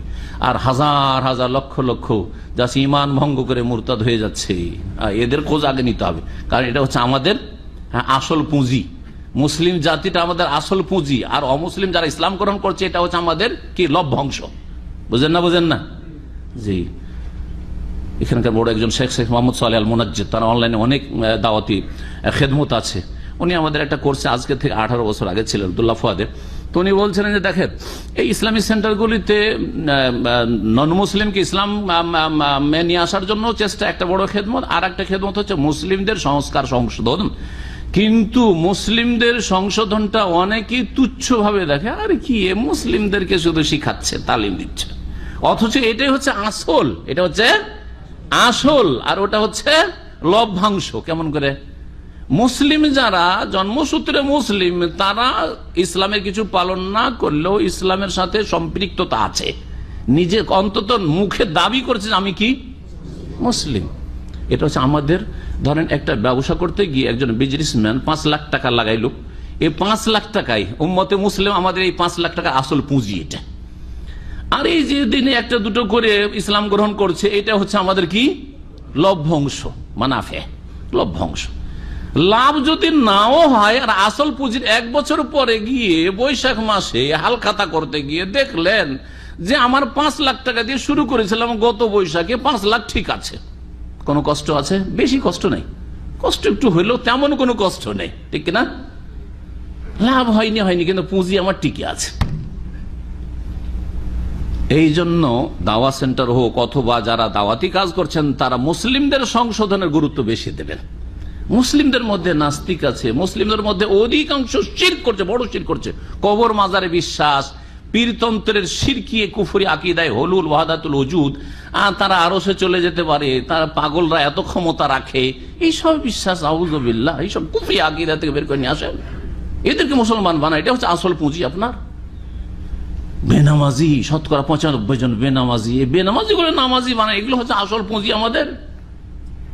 নিজের ছেলে মেয়েদের নিজের ঘর থেকে শুরু করে নিজের ঘরের লোকদেরকে পাকা মুসলিম বানায়, এটা হচ্ছে আসল পুঁজি আপনার। আপনার বাড়ি আমার বাড়িটা ঠিক করা আমার আসল পুঁজি, আর বাকি বাড়ির বাইরে অন্য লোকদেরকে ইসলামের দিকে নিয়ে আসা, নামাজি বানানো, সেটা আমার বংশ, আমার জন্য বংশ। পারলাম অন্যের বাড়ির লোককে না হয় পারলাম না, কিন্তু আমার বাড়িটার কি ঠিক করতে হবে? কু আনফুসাকুম ওয়া আহলিকুম নারা, আগে এটা হচ্ছে আসল পুঁজি আমার। মহান আল্লাহ তারপর বলছে ইন্নাল্লাযীনা কাফারু বাদা ঈমানিহিম, ঈমানের পরে যারা কুফরি করলো, সুম্মাজদাদু কুফরা, শুধু কুফরি না, তাদের কুফরি বৃদ্ধি পেল, আরো কুফরিতে বেড়ে গেল। লান তুকবালা তাওবাতুহুম, তাদের তওবা কখনো কবুল হবে না। দেখেন, অনেক জন্মসূত্রে মুসলিম আছে, তারা ইসলামের শত্রুতায় এমন ক্ষয়ক্ষতি করেছে যেটা জন্মগত কাফের দিয়ে ক্ষতি হয়নি। এরকম অনেকে আছে না? নেই? আছে, নাম বলা দরকার নেই, আপনারা সহজেই চিনে যাবেন তাদের দ্বারা ইসলামের ক্ষতি হয়েছে। এত ক্ষতি হয়েছে যে কোনো কাফের দিয়ে হয়তো ক্ষতি হয়নি। এরকম আব্দুল্লাহ বিন উবাই মুনাফিক দিয়ে এত ইসলামের ক্ষতি হয়েছে, সে ইসলাম গ্রহণ করেছিল কিন্তু অন্তরে ইসলাম ছিল না, ঠিক না? যেই ক্ষতি আবু তালেবকে দিয়ে হয়নি, যেই তারে মক্কার বড় বড় অনেক কাফেরকে দিয়ে ওই ক্ষতি হয়নি, ঠিক না? ওই রকম আজকেও আছে, সব যুগে থাকবে। কখনো তাদের তওবা কবুল হবে না। উলাইকা হুমুদ দাল্লুন, আর তারাই হচ্ছে পথভ্রষ্ট। ইন্নাল্লাযীনা কাফারু, যারা কুফরি করলো, আমাতু, আর মারা গেল, ওয়াহুম কুফার, তাদের কুফরি অবস্থায়, ফালাই ইউকবালা মিন আহাদিহিম মিলউল আরদি যাহাবা, তাদের কারো পক্ষ থেকে পৃথিবী পূর্ণ স্বর্ণ গ্রহণ করা হবে না। ওয়ালা ইফতাদা বিহি, যদিও তা মুক্তিপণ হিসাবে পেশ করে, বিনিময় হিসাবে আল্লাহকে। যদি এখানে বলা হয়েছে যে পৃথিবী ভর্তি যদি স্বর্ণ পেশ করে আল্লাহর কাছে, তো কি বিচার দিবস হাসরের মাঠে স্বর্ণ থাকবে নাকি তাহলে? হ্যাঁ, আল্লাহ তো বলছেন যে সেখানে আনফিকু মিম্মা রাযাকা মিন ক্বাবলি আন ইয়াতিয়া ইয়াউমুন লা বাইউন ওয়ালা খুল্লাতুন ওয়ালা শাফাআতুন ওয়াল কাফিরুন যালিমুন ইয়াউমা লা ইয়ানফাউ মালুন ওয়ালা বানুন, না সেখানে মালধন কাজে আসবে দুনিয়ার, না থাকবে, না ছেলে মেয়েরা কাজে আসবে। তো এখানে যে বলা হয়েছে যে যদি পৃথিবী ভর্তি স্বর্ণ দিতে চাই, যে আল্লাহ আমাকে তুমি জাহান্নাম থেকে রক্ষা করো, আমি পৃথিবী ভর্তি করে স্বর্ণ দিয়ে দিচ্ছি, থাকবে নাকি স্বর্ণ? থাকবে না। তাহলে এখানে কি বোঝানো হয়েছে? বোঝানো হয়েছে যদি কারো কাছে এইরকম ক্ষমতা থাকতো যে তার কাছে পৃথিবী ভর্তি স্বর্ণ আছে, সেই দিন আল্লাহর এই জাহান্নামের আযাব থেকে বাঁচার জন্য সেটা আল্লাহর কাছে কি করত? পেশ করত, যে আল্লাহ আমি পৃথিবী ভর্তি স্বর্ণ তোমাকে দিয়ে দিচ্ছি, মুক্তিপণ হিসাবে আমাকে মুক্তি দান করো। উলাইকা লাহুম আযাবুন আলীম, ওরাই এমন মানুষ যাদের জন্য মর্মান্তিক শাস্তি রয়েছে। ওমা লাহুম মিন নাসির, তাদের কোনো সাহায্যকারী সুপারিশকারী নেই। চতুর্থ পারার আয়াত নম্বর 92, আল্লাহ পাক বলছেন লান তানালুল বিররা হাত্তা তুনফিকু মিম্মা তুহিব্বুন ওয়া মা তুনফিকু মিন শাইইন ফাইন্নাল্লাহা বিহি আলীম। মহান আল্লাহ ইরশাদ করছেন যে তোমরা কখনো পুণ্য পর্যন্ত পৌঁছিতে পারবে না, বা কল্যাণ পর্যন্ত পৌঁছিতে পারবে। আল বীর পুণ্য, নেকি বা কল্যাণ সবগুলি অনুবাদ করা হয়েছে। তোমরা কল্যাণ পর্যন্ত পৌঁছিতে পারবে না হাত্তা তুনফিকু মিম্মা তুহিব্বুন, যতক্ষণ পর্যন্ত যা তোমাদের কাছে প্রিয় তা হতে ব্যয় না করবে, খরচ না করবে। যেটা প্রিয় জিনিস সেটা যতক্ষণ দেওয়ার জন্য প্রস্তুত না থাকতে পারবে ততক্ষণ তোমরা সত্যিকার কল্যাণ পাবে না বা পুণ্য সওয়াব পাবে না। ওমা তুনফিকু মিন শাইইন, আর যা কিছু তোমরা খরচ করো না কেন, ফাইন্নাল্লাহা বিহি আলীম, সে সম্পর্কে আল্লাহ সবিশেষ জ্ঞাত, সবকিছুই জানেন। সুতরাং এটা মনে করেন যে লোকজনকে জানালাম না, আমি চুপচাপ দিয়ে দিলাম অমুকের বাড়িতে, অমুক অভাবে কি এত টাকা বা এতটা জিনিসপত্র দিয়ে দিলাম, তো কেউ তো জানতে পারলো না। আরে কেউ লোকজনকে জানে, তাদের কাছ থেকে বদলা চান নাকি? কি পাবেন তাদের কাছে? দুনিয়া চান আপনি, শুধু সুনাম যে হ্যাঁ এই লোকটা খুব দান খায়রাত করে, না আখিরাত চান? যার কাছে পেতে চান তিনি তো জেনে গেছেন, আলিম তিনি। খরচ করছো তুমি, আল্লাহ জানছেন। বলতে হবে আমার সব ভাইকে আমি মানুষ করি, আমার সব বোনগুলোকে আমি বিয়ে দিলাম, আর এই করে আমার বাপ মাকে হজ করেলাম, হ্যাঁ বলতে হবে। আমি রাত্রে 1 ঘন্টা করে তাহাজ্জুদ পড়ি, কেন বলবেন আপনি? আপনি এদের কাছ থেকে বদলা চান না রবের কাছ থেকে বদলা চান? রবের কাছ থেকে বদলা চান। আল্লাহ বলছে ফাইন্নাল্লাহা বিহি আলীম, আল্লাহ জানছেন। আগের আয়াতটাকে বুঝেন, তোমরা কল্যাণে বা নেকিতে পৌঁছিতে পারবে না যতক্ষণ পর্যন্ত তোমাদের প্রিয় বস্তু ব্যয় না করবে। তাহলে যেটা আমাদের কাছে প্রিয় নয় সেটা যদি আমরা দান খায়রাত করি তো নেকি পাবো না নাকি? হ্যাঁ, যদি পূর্ণ মাত্রায় ভালো নেকি নিতে চান তাহলে আপনার কাছে যেটা প্রিয় সেটাই দান করার জন্য প্রস্তুত থাকতে হবে। এইরকম মন মানসিকতা আছে, আর তার সাথে যেটা হয়তো আপনার প্রয়োজন নেই, আপনি খাবেন না, আপনি ব্যবহার করবেন না, সেজন্য দান করে দিচ্ছেন, তাতেও নেকি পাবেন। ব্যাখ্যাটা ভালো করে বুঝতে হবে। যেমন আপনার কাছে প্রিয় হচ্ছে আপনার নতুন জুব্বা, ঠিক আছে, এই জুব্বাটা নতুন, ঠিক আছে, এটা প্রয়োজন, আমি এটাও খরচ করতে পারবো, দিতে পারবো মানুষকে। কারো যদি কোনো ভাইয়ের প্রয়োজন আমি দিতে পারবো। এই প্রস্তুতি আছে, মানসিক প্রস্তুতি, ইমানি প্রস্তুতি আছে। আর তারপরে আমার পুরাতন জুব্বা বা আপনার পুরাতন জুব্বা 2-4-5টা ছেলে নিয়ে এসে যদি দিয়ে দেন তাহলে নেকি পাবেন না? পাবেন, কারণ আপনার দরকার হলে আমি আমার নতুনটাও দিতে পারবো, আমার এই দুটো রেখে নিয়ে বাকি সবই দিতে পারবো। আল্লাহর বান্দাদের জন্য, মুমিন ভাই বান্দাদের জন্য প্রয়োজন হলে আমি দিতে পারবো, বুঝছেন না? ফকির এসছে বাড়িতে, আর একেবারে গরম ভাত, হ্যাঁ, এখনো বাড়ির কেউ খায়নি। এই সময় মহিলারা ফকিরকে খেতে দিতে চায় না। হ্যাঁ, এখনো বাড়ির মালিক খায়নি, কেউ খায়নি, আর তুমি এসে খাবার চাইতে লেগেছো, যাও অন্যদিন আসিও। করে না আমাদের মহিলারা? খুব খারাপ স্বভাব, ছোট কাল থেকে দেখেছি এটা। হ্যাঁ, প্রথম রুটিটা তৈরি হয়েছে আর ফকির এসে বলছে আল্লাহর ওয়াস্তে একটু দেরে বাবারে। বলছে যে প্রথম রুটি তৈরি হয়েছে, বাড়ির মালিককে খাওয়াইনি, একটা বাচ্চাকে খাওয়াইনি, আর তোমাকে দিতে, যা পরে আসিস। বাসি মাসি খাওয়াবে, বোঝা গেছে? না, আজকে বাসি ঠান্ডা কিছু নাই, না হলে দিয়ে দিতাম। হ্যাঁ, ওরা নাকি পাবে না? গরম ভাত আছে, গরমটা দিবে না, বাসিটা সে রাত্রে যদি বেঁচে থাকতো ও তো দিয়ে দিতাম, ওরা নাকি পাবে না? এ আয়াতের অর্থ ওরা পাবে না। কিন্তু প্রয়োজনে যেদিন দেখছি যে আমার কাছে ওগুলো নেই, যেগুলো হয়তো খাবো না, ব্যবহার করব না, সেগুলি আর গরম ভাত ঠিক ওই সময় এখানে চলে এসছে, তাকে নিয়ে আমি সাথে নিয়ে খেতে পারবো অথবা তাকে দিতে পারবো, বা দিয়ে দিলাম, মাঝে মধ্যে গরমও দিই, মাঝে মধ্যে ঠান্ডাও দিই, বাসিও দিই, তাহলে ঠিক আছে, জায়েজ, এবং নেকি পাবেন ইনশাআল্লাহ, নেকি পাবেন। কারণ এইরকম প্রয়োজন আমাদের পড়ে, পুরনো কাপড় চোপড় দান খেরাতের ক্ষেত্রে, পুরনো কিতাবাদি দান করার ক্ষেত্রে, তারপরে ধরেন খাবার দাবার বাসি থাকে, তরকারি রেখেছি একদিন হয়ে গেছে, এখনো খারাপ হয়নি, কিন্তু হয়তো খাবেন না, তাজা তাজা খাবেন, বাচ্চারা আর কেউ খাবে না, দিয়ে দিই ফকির মিসকিনকে বা পাশের গরিব বাড়িতে দিয়ে দিই। হ্যাঁ না, শুধু বাসিটাই চিরকাল খাওয়াবেন আর কখন একটু গরম তাজা দিলেন না, তাহলে নাকি পাবেন না। কিন্তু মাঝে মাঝে গরমও দেন, মাঝে মাঝে ঠান্ডাও দেন, মাঝে মাঝে একটু ভালো দেন, মাঝে মাঝে একটু ডাউন কোয়ালিটি দেন, তাহলে অসুবিধা নেই। এই আয়াত সম্পর্কে একটি বা দুটি ঘটনা বর্ণনা করা হয়েছে। এই দুটি ঘটনা খুব সুন্দর ঘটনা, সাহাবায়ে কেরামদের রয়েছে। শোনায় আবু তালহা আনসারী রাদিয়াল্লাহু তাআলা আনহু, যিনি বিয়ে করেছিলেন আনাসের মাকে। আনাসের মা যখন আগের সময় আনাসের বাপের ইন্তেকাল হয়ে গেল, তখন বিয়ে করেছেন আবু তালহা আনসারী। বলছেন আনাস রাদিয়াল্লাহু তাআলা আনহু, কানা আবু তালহা আকসারু আনসারী বিল মাদিনাতে মালান। আবু তালহা মদিনার আনসারীদের মধ্যে সবচেয়ে বেশি ধনী মানুষ ছিলেন, জমি জায়গা খেজুর বাগানের মালিক ছিলেন। ওয়াকান আহাব্বা আমওয়ালি ইলাইহি বাইরুহা, আর তার কাছে সবচেয়ে প্রিয় জমি যেটা বাগান ছিল সেটা বাইরুহার বাগান ছিল। ওয়াকানাত মুস্তাকবিলাতাল মসজিদ, আর সেই বাগানটি দূরেও না, একবারে মসজিদে নবীর কিবলার সামনে, একবারে কিবলার দিকে সামনে। এত সুন্দর জায়গায় এত সুন্দর বাগান, আর সবচাইতে দামি খেজুরের বাগান। ওয়াকানা নবী সাল্লাল্লাহু আলাইহি ওয়াসাল্লাম ইয়াদখুলুহা ইয়াশরাবু মিন মাইন ফিহা তাইয়্যিব, নবী সাল্লাল্লাহু আলাইহি ওয়াসাল্লাম মাঝে মাঝে ওই বাগানে প্রবেশ করতেন এবং সেখানকার মিষ্টি পানি পান করতেন। কালা আনাস, আনাস রাদিয়াল্লাহু তাআলা বলছেন, ফালাম্মা নাযালাত, এই আয়াত যখন নাযিল হইল, লান তানালুল বিররা হাত্তা তুনফিকু মিম্মা তুহিব্বুন, তোমরা সত্যিকার নেকিতে অথবা কল্যাণে পৌঁছিতে পারবে না যতক্ষণ পর্যন্ত তোমরা যা কিছু ভালোবাসো তা খরচ না করবে। কাল আবু তালহা বলেন, ইয়া রাসূলুল্লাহ, আল্লাহ রাসূল, ইন্নাল্লাহ ইয়াকুল, আল্লাহ তো বলছেন কোরআনে যে তোমার প্রিয়টা খরচ না করলে নেকি পাবে না, আর সবচেয়ে প্রিয় বাগান হচ্ছে আমার এই বাগানটি। ওয়া ইন্না আহাব্বা আমওয়ালি ইলাইয়া বাইরুহা, আর সবচেয়ে প্রিয় জমি প্রিয় বাগান হচ্ছে আমার এই বাইরুহার বাগান। ওয়া ইন্নাহা সাদাকাতুল লিল্লাহ, সুতরাং সেটা আল্লাহর জন্য আমি সাদকা করে দিলাম। একটা আমের গাছ সাদকা করতে পারছেন না দেশে, একটা লিচুর গাছ সাদকা করতে পারছেন না, গ্রামবাসীর জন্য ছেড়ে দিলাম। বরং গ্রামবাসীকে দুটো লিচু পেড়েছে, একটা আম পেড়েছে, এমন গণপেটের মায়ের দিল। আস্তাগফিরুল্লাহ ওয়া আতুবু ইলাইহি, কত বড় জালেমের।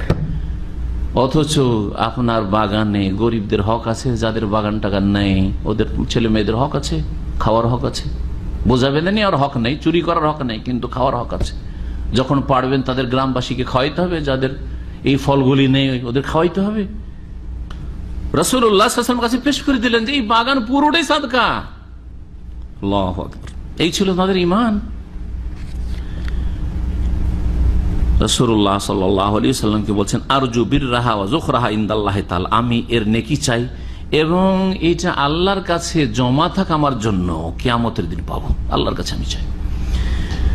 ফাদাহ ইয়া রাসূলুল্লাহ হাইসু আরাকাল্লাহ, আপনার জন্য আল্লাহর হস্তে এটা দিয়ে দিলাম, আপনার সামনে পেশ করে দিলাম, এটা আপনি যেখানে খরচ করবেন করেন, কাকে খাওয়াবেন এখানকার ফল আপনি বুঝেন। কাউকে যদি ভাগ করে দিতে চান গরিব মিসকিনকে দিয়ে দেন, আপনাকে আল্লাহর হস্তে দিয়ে দিলাম, এটা আপনি যা পারবেন তাই করেন। ফাকাল নবী সাল্লাল্লাহু আলাইহি ওয়াসাল্লাম, নবী কারীম সাল্লাল্লাহু আলাইহি ওয়াসাল্লাম বললেন, বাখিন বাখিন, আর এটাকে আরেক রকম করে বাখ বাখ, উহ উহ, আমরা যে বলি ও ও বলি, এত দামি জিনিস, এত দামি বাগান, বাখিন বাখিন, জাকা মালুন রাবিহুন, এ তো অত্যন্ত লাভজনক সম্পদ গো, অত্যন্ত লাভজনক সম্পদ, তোমার তো জীবনের লাভজনক একটা মূল্যবান সম্পদ তোমার বাগান, এইটা দান করে দিবে তুমি। জাকা মালুন রাবিহুন, নবী করিম সাল্লাল্লাহু আলাইহি ওয়াসাল্লাম দুইবার বললেন। ওয়াকাদ সামিতু ওয়া আনা আরা আন তাজআলাহা ফিল আকরাবিন, বলছেন এই সাহাবী যে ইয়া রাসূলুল্লাহ, আমি মনে করি, রাসূলুল্লাহ সাল্লাল্লাহু আলাইহি ওয়াসাল্লাম বলছেন, ওয়াকাদ সামিতু, আমি শুনলাম তোমার কথা, ওয়া আনা আরা আন তাজআলাহা ফিল আকরাবিন, এটাকে এইভাবে সাদকা না করে এক কাজ করো, তুমি তোমার আত্মীয় স্বজন যারা গরিব রয়েছে তাদের মাঝে অফ করে দাও। অফ করা বুঝেন তো? অফ করা, অফ করা মানে আসলটা আপনি রাখলেন জমি, আর সেটা কেউ বিক্রি করতে পারবে না, দান করে দিলে হয়তো বিক্রি করে শেষ হয়ে গেল, জমিটা বিক্রি করে কোথাও লাগিয়ে দিল। ওয়াকফ জমি থাকতে হবে, জমি বিক্রি করা চলবে না। আর সেখান থেকে এই বাগান থেকে বা এই জমি থেকে যা ফসল হবে সেগুলি গরিব মিসকিনের মাঝে বিতরণ হবে। ওয়াকফ আর এমনি সাদাকাতে পার্থক্য। ফাকাল আবু তালা বলে আফালু ইয়া রাসূলুল্লাহ, ঠিক আছে ইয়া রাসূলুল্লাহ, আপনি যখন বলছেন আমার বংশে আত্মীয় স্বজন যারা গরিব দুঃখী আছে তাদের মাঝে এটাকে ওয়াকফ করে দিই, তো করে দিলাম। ফাকাসামাহু আবু তালহা ফি আকারিবি ওয়া বানি আম্মিহি, আবু তালহা তখন সেই বাগানটিকে পুরো নিজের আত্মীয় স্বজন আর চাচাতো ভাইদের মাঝে ভাগ বন্টন করে দিলেন। এই ছিল আবু তালহার ঘটনা আনসারী। আর উমর রাদিয়াল্লাহু তাআলার ঘটনা সহিহ বুখারী মুসলিম রয়েছে, আগেটাও বুখারী মুসলিমের হাদিস। উমর রাদিয়াল্লাহু তাআলা ইয়া রাসূলুল্লাহ লাম উসিব মালান কাতুহু আনফাসু ইনদি মিন সাহমি আল্লাযী বিখাইবার, খাইবারের যুদ্ধের পরে তিনি গনিমতে একটা জমি পেয়েছিলেন, বাগান। ইয়া রাসূলুল্লাহ আমি ওখানে যে একটা ভাগ পেয়েছি সেটা অত্যন্ত মূল্যবান, খাইবারের অত্যন্ত মূল্যবান। ফামা তা'মুরিনু বিহি, আপনার হুকুম কি? আমি এটা কিন্তু দান করতে চাই, যেটা সবচেয়ে মূল্যবান সেটা কি করতে চাই? দান করতে চাই। আর আমরা যেটা সবচেয়ে বেশি বেকার সেটা দান করতে চাই।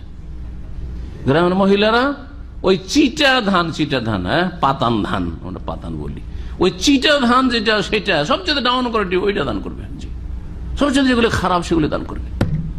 বরং এক মহিলাকে শুনছি ফকির রুটি চাইতে এসছে, তো গোটা রুটি আছে, ভাঙা রুটি নেই। চারে বাবা যা ভাঙা টাঙা নাই, গোটা রুটি সেজন্য দেওয়া যাবে না, ভেঙে দেওয়া যাবে না, রাতে দেওয়া যাবে না, বিদাতি আকীদা আছে। রাত্রে ফকির এসছে বলছে রাতে দেওয়া যাবে না, বাড়ির ধন সম্পদ সব বেরিয়ে চলে যাবে, সব বেরিয়ে চলে যাবে। শিরকি আকীদা যে রাত্রে দান খেরাত করলে আবার রাত্রে কাউকে ধার দিলে, গরিব মানুষ সারাদিন অনাহারে আছে, চাল ধার করতে এসছে, যে বাচ্চা কাচ্চাদেরকে রাত্রে পাক করে খাওয়াবো, বলছে রাত্রে ধার, ভোরে আসিস। শিরকি আকীদা। উমর রাদিয়াল্লাহু তাআলা বলেন ইয়া রাসূলুল্লাহ আপনি কি হুকুম করেছেন? আমি ওইটা দান করতে চাই। কাল হাব্বিসিল আসলা ওয়া সাব্বিলিস সামারাতা, তুমি আসল যে জমিটা রয়েছে বা বাগানটা রয়েছে সেটাকে তুমি তোমার কাছেই রাখো, তোমার আয়ত্তে রাখো, মানে ওয়াকফ করে দাও, এটা বিক্রি করে দান খায়রাত করে দিও না। আর কি করো? ওয়া সাব্বিলিস সামারা, এর ফলগুলি তুমি ফিসাবিলিল্লাহ দান করে দাও। সাব্বিল মানে ফিসাবিলিল্লাহ, গরিব মিসকিনকে দান করে দাও। এই ছিল এই আয়াতগুলোর আমল। আয়াতগুলি নাযিল হয়েছে আমল করার জন্য। সুতরাং যথাসাধ্য নিজ নিজ জায়গায় ভালো জিনিসটা দান করার চেষ্টা করবেন, আল্লাহ রাব্বুল আলামিন যেন তৌফিক দান করেন। ভালোটা খরচ করার চেষ্টা করবেন, তবে ভালো খরচ করার সাথে সাথে যেটা পুরনো আছে অথবা ঠান্ডা আছে, বাসি আছে, সেটাও দান করছেন, কোনো দোষ। কুল্লু তা'আমি কানা হিল্লাল লিবানি ইসরাঈলা ইল্লা মা হারামা ইসরাঈলু আলা নাফসিহি মিন ক্বাবলি আন তুনাজ্জালা তাওরাত। প্রসঙ্গ হচ্ছে আলাদা। ইহুদিরা রাসূলুল্লাহ সাল্লাল্লাহু আলাইহি সাল্লামের কাছে এসে জিজ্ঞাসা করলো, প্রশ্ন তাদের, যে হে মুহাম্মদ, তোমরা উটের গোশত খাচ্ছ আর দাবিদার যে তোমরা মুসলিমরা নাকি ইব্রাহিম আলাইহিস সালাম খলিলুল্লাহর আদর্শ মানো, তো পিতা ইব্রাহিম তো উটের গোশত খাননি, তোমরা কেন উটের গোশত খাচ্ছ? প্রশ্ন। ওহী না হলে জবাব দেওয়া মুশকিল, তাই না? নাহলে এই পুরনো তখনকার ইতিহাস লিখা হইতো, যে ইতিহাস লিখা আছে ইতিহাসের বই পড়ে রাসূলুল্লাহ জবাব দিবেন, তাই না? তো রাসূলুল্লাহ সাল্লাল্লাহু আলাইহি ওয়াসাল্লাম যে রাসূল, সত্য রাসূল, তার কাছে ওহী আসে, এর বাস্তব প্রমাণ এই ঘটনাগুলি। ইহুদিরা এইরকম মিথ্যে কথা, ভিত্তিহীন কথা পেশ করলো, অভিযোগ করলো যে তোমরা উটের গোশত খাও আর দোহাই দাও ইব্রাহিমের, যে ইব্রাহিমের আমরা অনুসারী। ইব্রাহিম আলাইহিস সালাম তোমাদের পূর্বপুরুষ, আমাদেরও পূর্বপুরুষ। ইব্রাহিম আলাইহিস সালাম তো উটের গোশত খাননি, তোমরা কেন উটের গোশত খাচ্ছ? তার উপর হারাম ছিল, তোমরা কি করে হালাল করলে উটের গোশত? জবাবে আল্লাহ বলছেন যে ইব্রাহিম আলাইহিস সালাম উটের গোশত হারাম করেননি, আর তার উপর আল্লাহ হারাম করেননি। ইব্রাহিম আলাইহিস সালাম উটের গোশত খেয়েছেন, তোমরা মিথ্যা কথা বলছো। বরং সর্বপ্রথম উটের গোশত হারাম করেছেন ইব্রাহিম আলাইহিস সালামের পোতা, ছেলের ঘরের নাতি, কে? ইয়াকুব আলাইহিস সালাম, যার দ্বিতীয় নাম ইসরাইল, তার নাম। তিনি কেন হারাম করেছিলেন সেই ক্ষেত্রে বিভিন্ন মত রয়েছে। তার মধ্যে একটি মত হচ্ছে তার অসুস্থতার কারণে, তার অসুস্থতার কারণে তাকে পরামর্শ দেওয়া হয়েছিল যে এই রোগ বেড়ে যাবে যদি উটের গোশত খাওয়া হয়, তো উটের গোশত তিনি হারাম করে দিয়েছেন, উটের গোশত জীবনে খাবোই না। তো তাহলে ইব্রাহিম আলাইহিস সালাম কি করে হারাম করলেন, তাই না? ইব্রাহিম আলাইহিস সালামের পরে ইয়াকুব আলাইহিস সালাম নিজের হারাম করেছিলেন।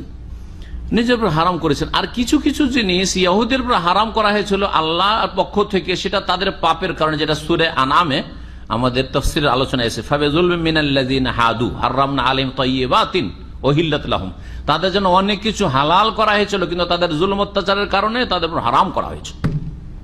বেশ কিছু জিনিস তাদের উপর হারাম করা হয়েছিল, তার মধ্যে একটি চর্বি।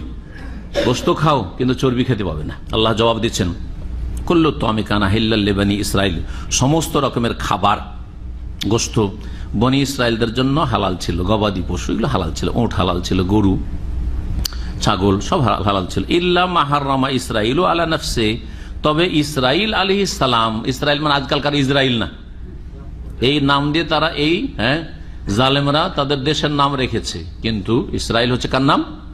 ইয়াকুব আলাইহিস সালামের নাম। তবে ইসরাইল ইয়াকুব আলাইহিস সালাম যা নিজের উপর হারাম করে নিয়েছিলেন মিন কাবলি আন তুনাজ্জালাত তাওরাত, আর এটা হারাম করেছিলেন তিনি তাওরাত নাজিল হওয়ার পূর্বে। তাওরাত নাজিল হলো মুসা আলাইহিস সালামের উপর, তাই না? মুসা আলাইহিস সালামের জামানা, ইয়াকুব আলাইহিস সালামের অনেক পরে, ইব্রাহিম আলাইহিস সালাম অনেক পরে। তোমরা উটের গোশত খাও না, কিন্তু আমাদের দিনে উটের গোশত খাওয়া আছে এবং ইব্রাহিম আলাইহিস সালামের মিল্লাতে উটের গোশত খাওয়ার বৈধতা আছে। সুতরাং তোমরা এই মিথ্যা কথা বলছো। কুল ফাতু বিত-তাওরা, সুতরাং নবী সাল্লাল্লাহু আলাইহি ওয়াসাল্লামকে আল্লাহ বললেন, হে নবী তুমি তাদেরকে বলো যে তোমরা যদি এইরকম দাবি করো তাহলে তাওরাত নিয়ে আসো, তাওরাতে দেখাও যে কোথাও ইব্রাহিম আলাইহিস সালাম উটের গোশত খেতেন না বা তার উপর হারাম ছিল, দেখাও। ফাতলুহা, তা পড়ে শোনাও, ইন কুনতুম সাদিকিন, তোমরা যদি সত্যবাদী হও। ফামান ইফতারা আলাল্লাহিল কাযিব মিন বাদি যালিক, তোমরা দলিল প্রমাণও পেশ করতে পারলেন না, আর আল্লাহ সম্পর্কে যদি মিথ্যা কথা বলো, ইব্রাহিম আলাইহিস সালাম সম্পর্কে মিথ্যা কথা বলো, তাহলে তোমরা জালেম হবে। ফামান ইফতারা আলাল্লাহিল কাযিব মিন বাদি যালিক, এরপরে যারা আল্লাহ সম্পর্কে মিথ্যা রচনা করবে, ফাউলাইকা হুমুজ জালিমুন, তারাই হচ্ছে জালেম। কুল সাদাকাল্লাহ, হে নবী তুমি বলে দাও আল্লাহ সত্য বলেছেন যে ইব্রাহিম আলাইহিস সালাম জি মুওয়াহিদ ছিলেন, মুশরিক ছিলেন না, ইহুদিও ছিলেন না, খ্রিস্টানও ছিলেন না, এবং তার উটের গোশত হারামও ছিল না। আল্লাহ সত্য বলেছেন ফাত্তাবিউ মিল্লাতা ইব্রাহিম হানিফা, সুতরাং একনিষ্ঠ ইব্রাহিম আলাইহিস সালামের আদর্শের দিনের অনুসরণ করো। আমরা ইব্রাহিম আলাইহিস সালাম অনুসরণ করি, তোমরা ইব্রাহিম আলাইহিস সালামের অনুসরণ করো। ওমা কানা মিনাল মুশরিকিন, তিনি মুশরিকদের দলভুক্ত ছিলেন না। মক্কার মুশরিকরা বলতো আমরা ইব্রাহিম আলাইহিস সালামের ধর্মের অনুসারী, তার খণ্ডন করেন ওমা কানা মিনাল মুশরিকিন। অন্য আয়াতে রয়েছে মা কানা ইব্রাহিম ইয়াহুদিয়া ওয়ালা নাসরানিয়া, এই ইহুদিরা তোমরা বলছি ইব্রাহিম ইহুদি, ইব্রাহিম আলাইহিস সালাম ইহুদি ছিলেন না। হে খ্রিস্টানরা, ইব্রাহিম আলাইহিস সালাম খ্রিস্টানও ছিলেন না। হ্যাঁ, আর তিনি ওমা কানা মিনাল মুশরিকিন, তিনি মুশরিকও ছিলেন না। এখানে আজকের আলোচনা শেষ করি। সাল্লাল্লাহু আলাইহি ওয়া সাল্লাম নবিয়ানা মুহাম্মদ ওয়া আলা আলিহি ওয়া সাহবিহি আজমাইন।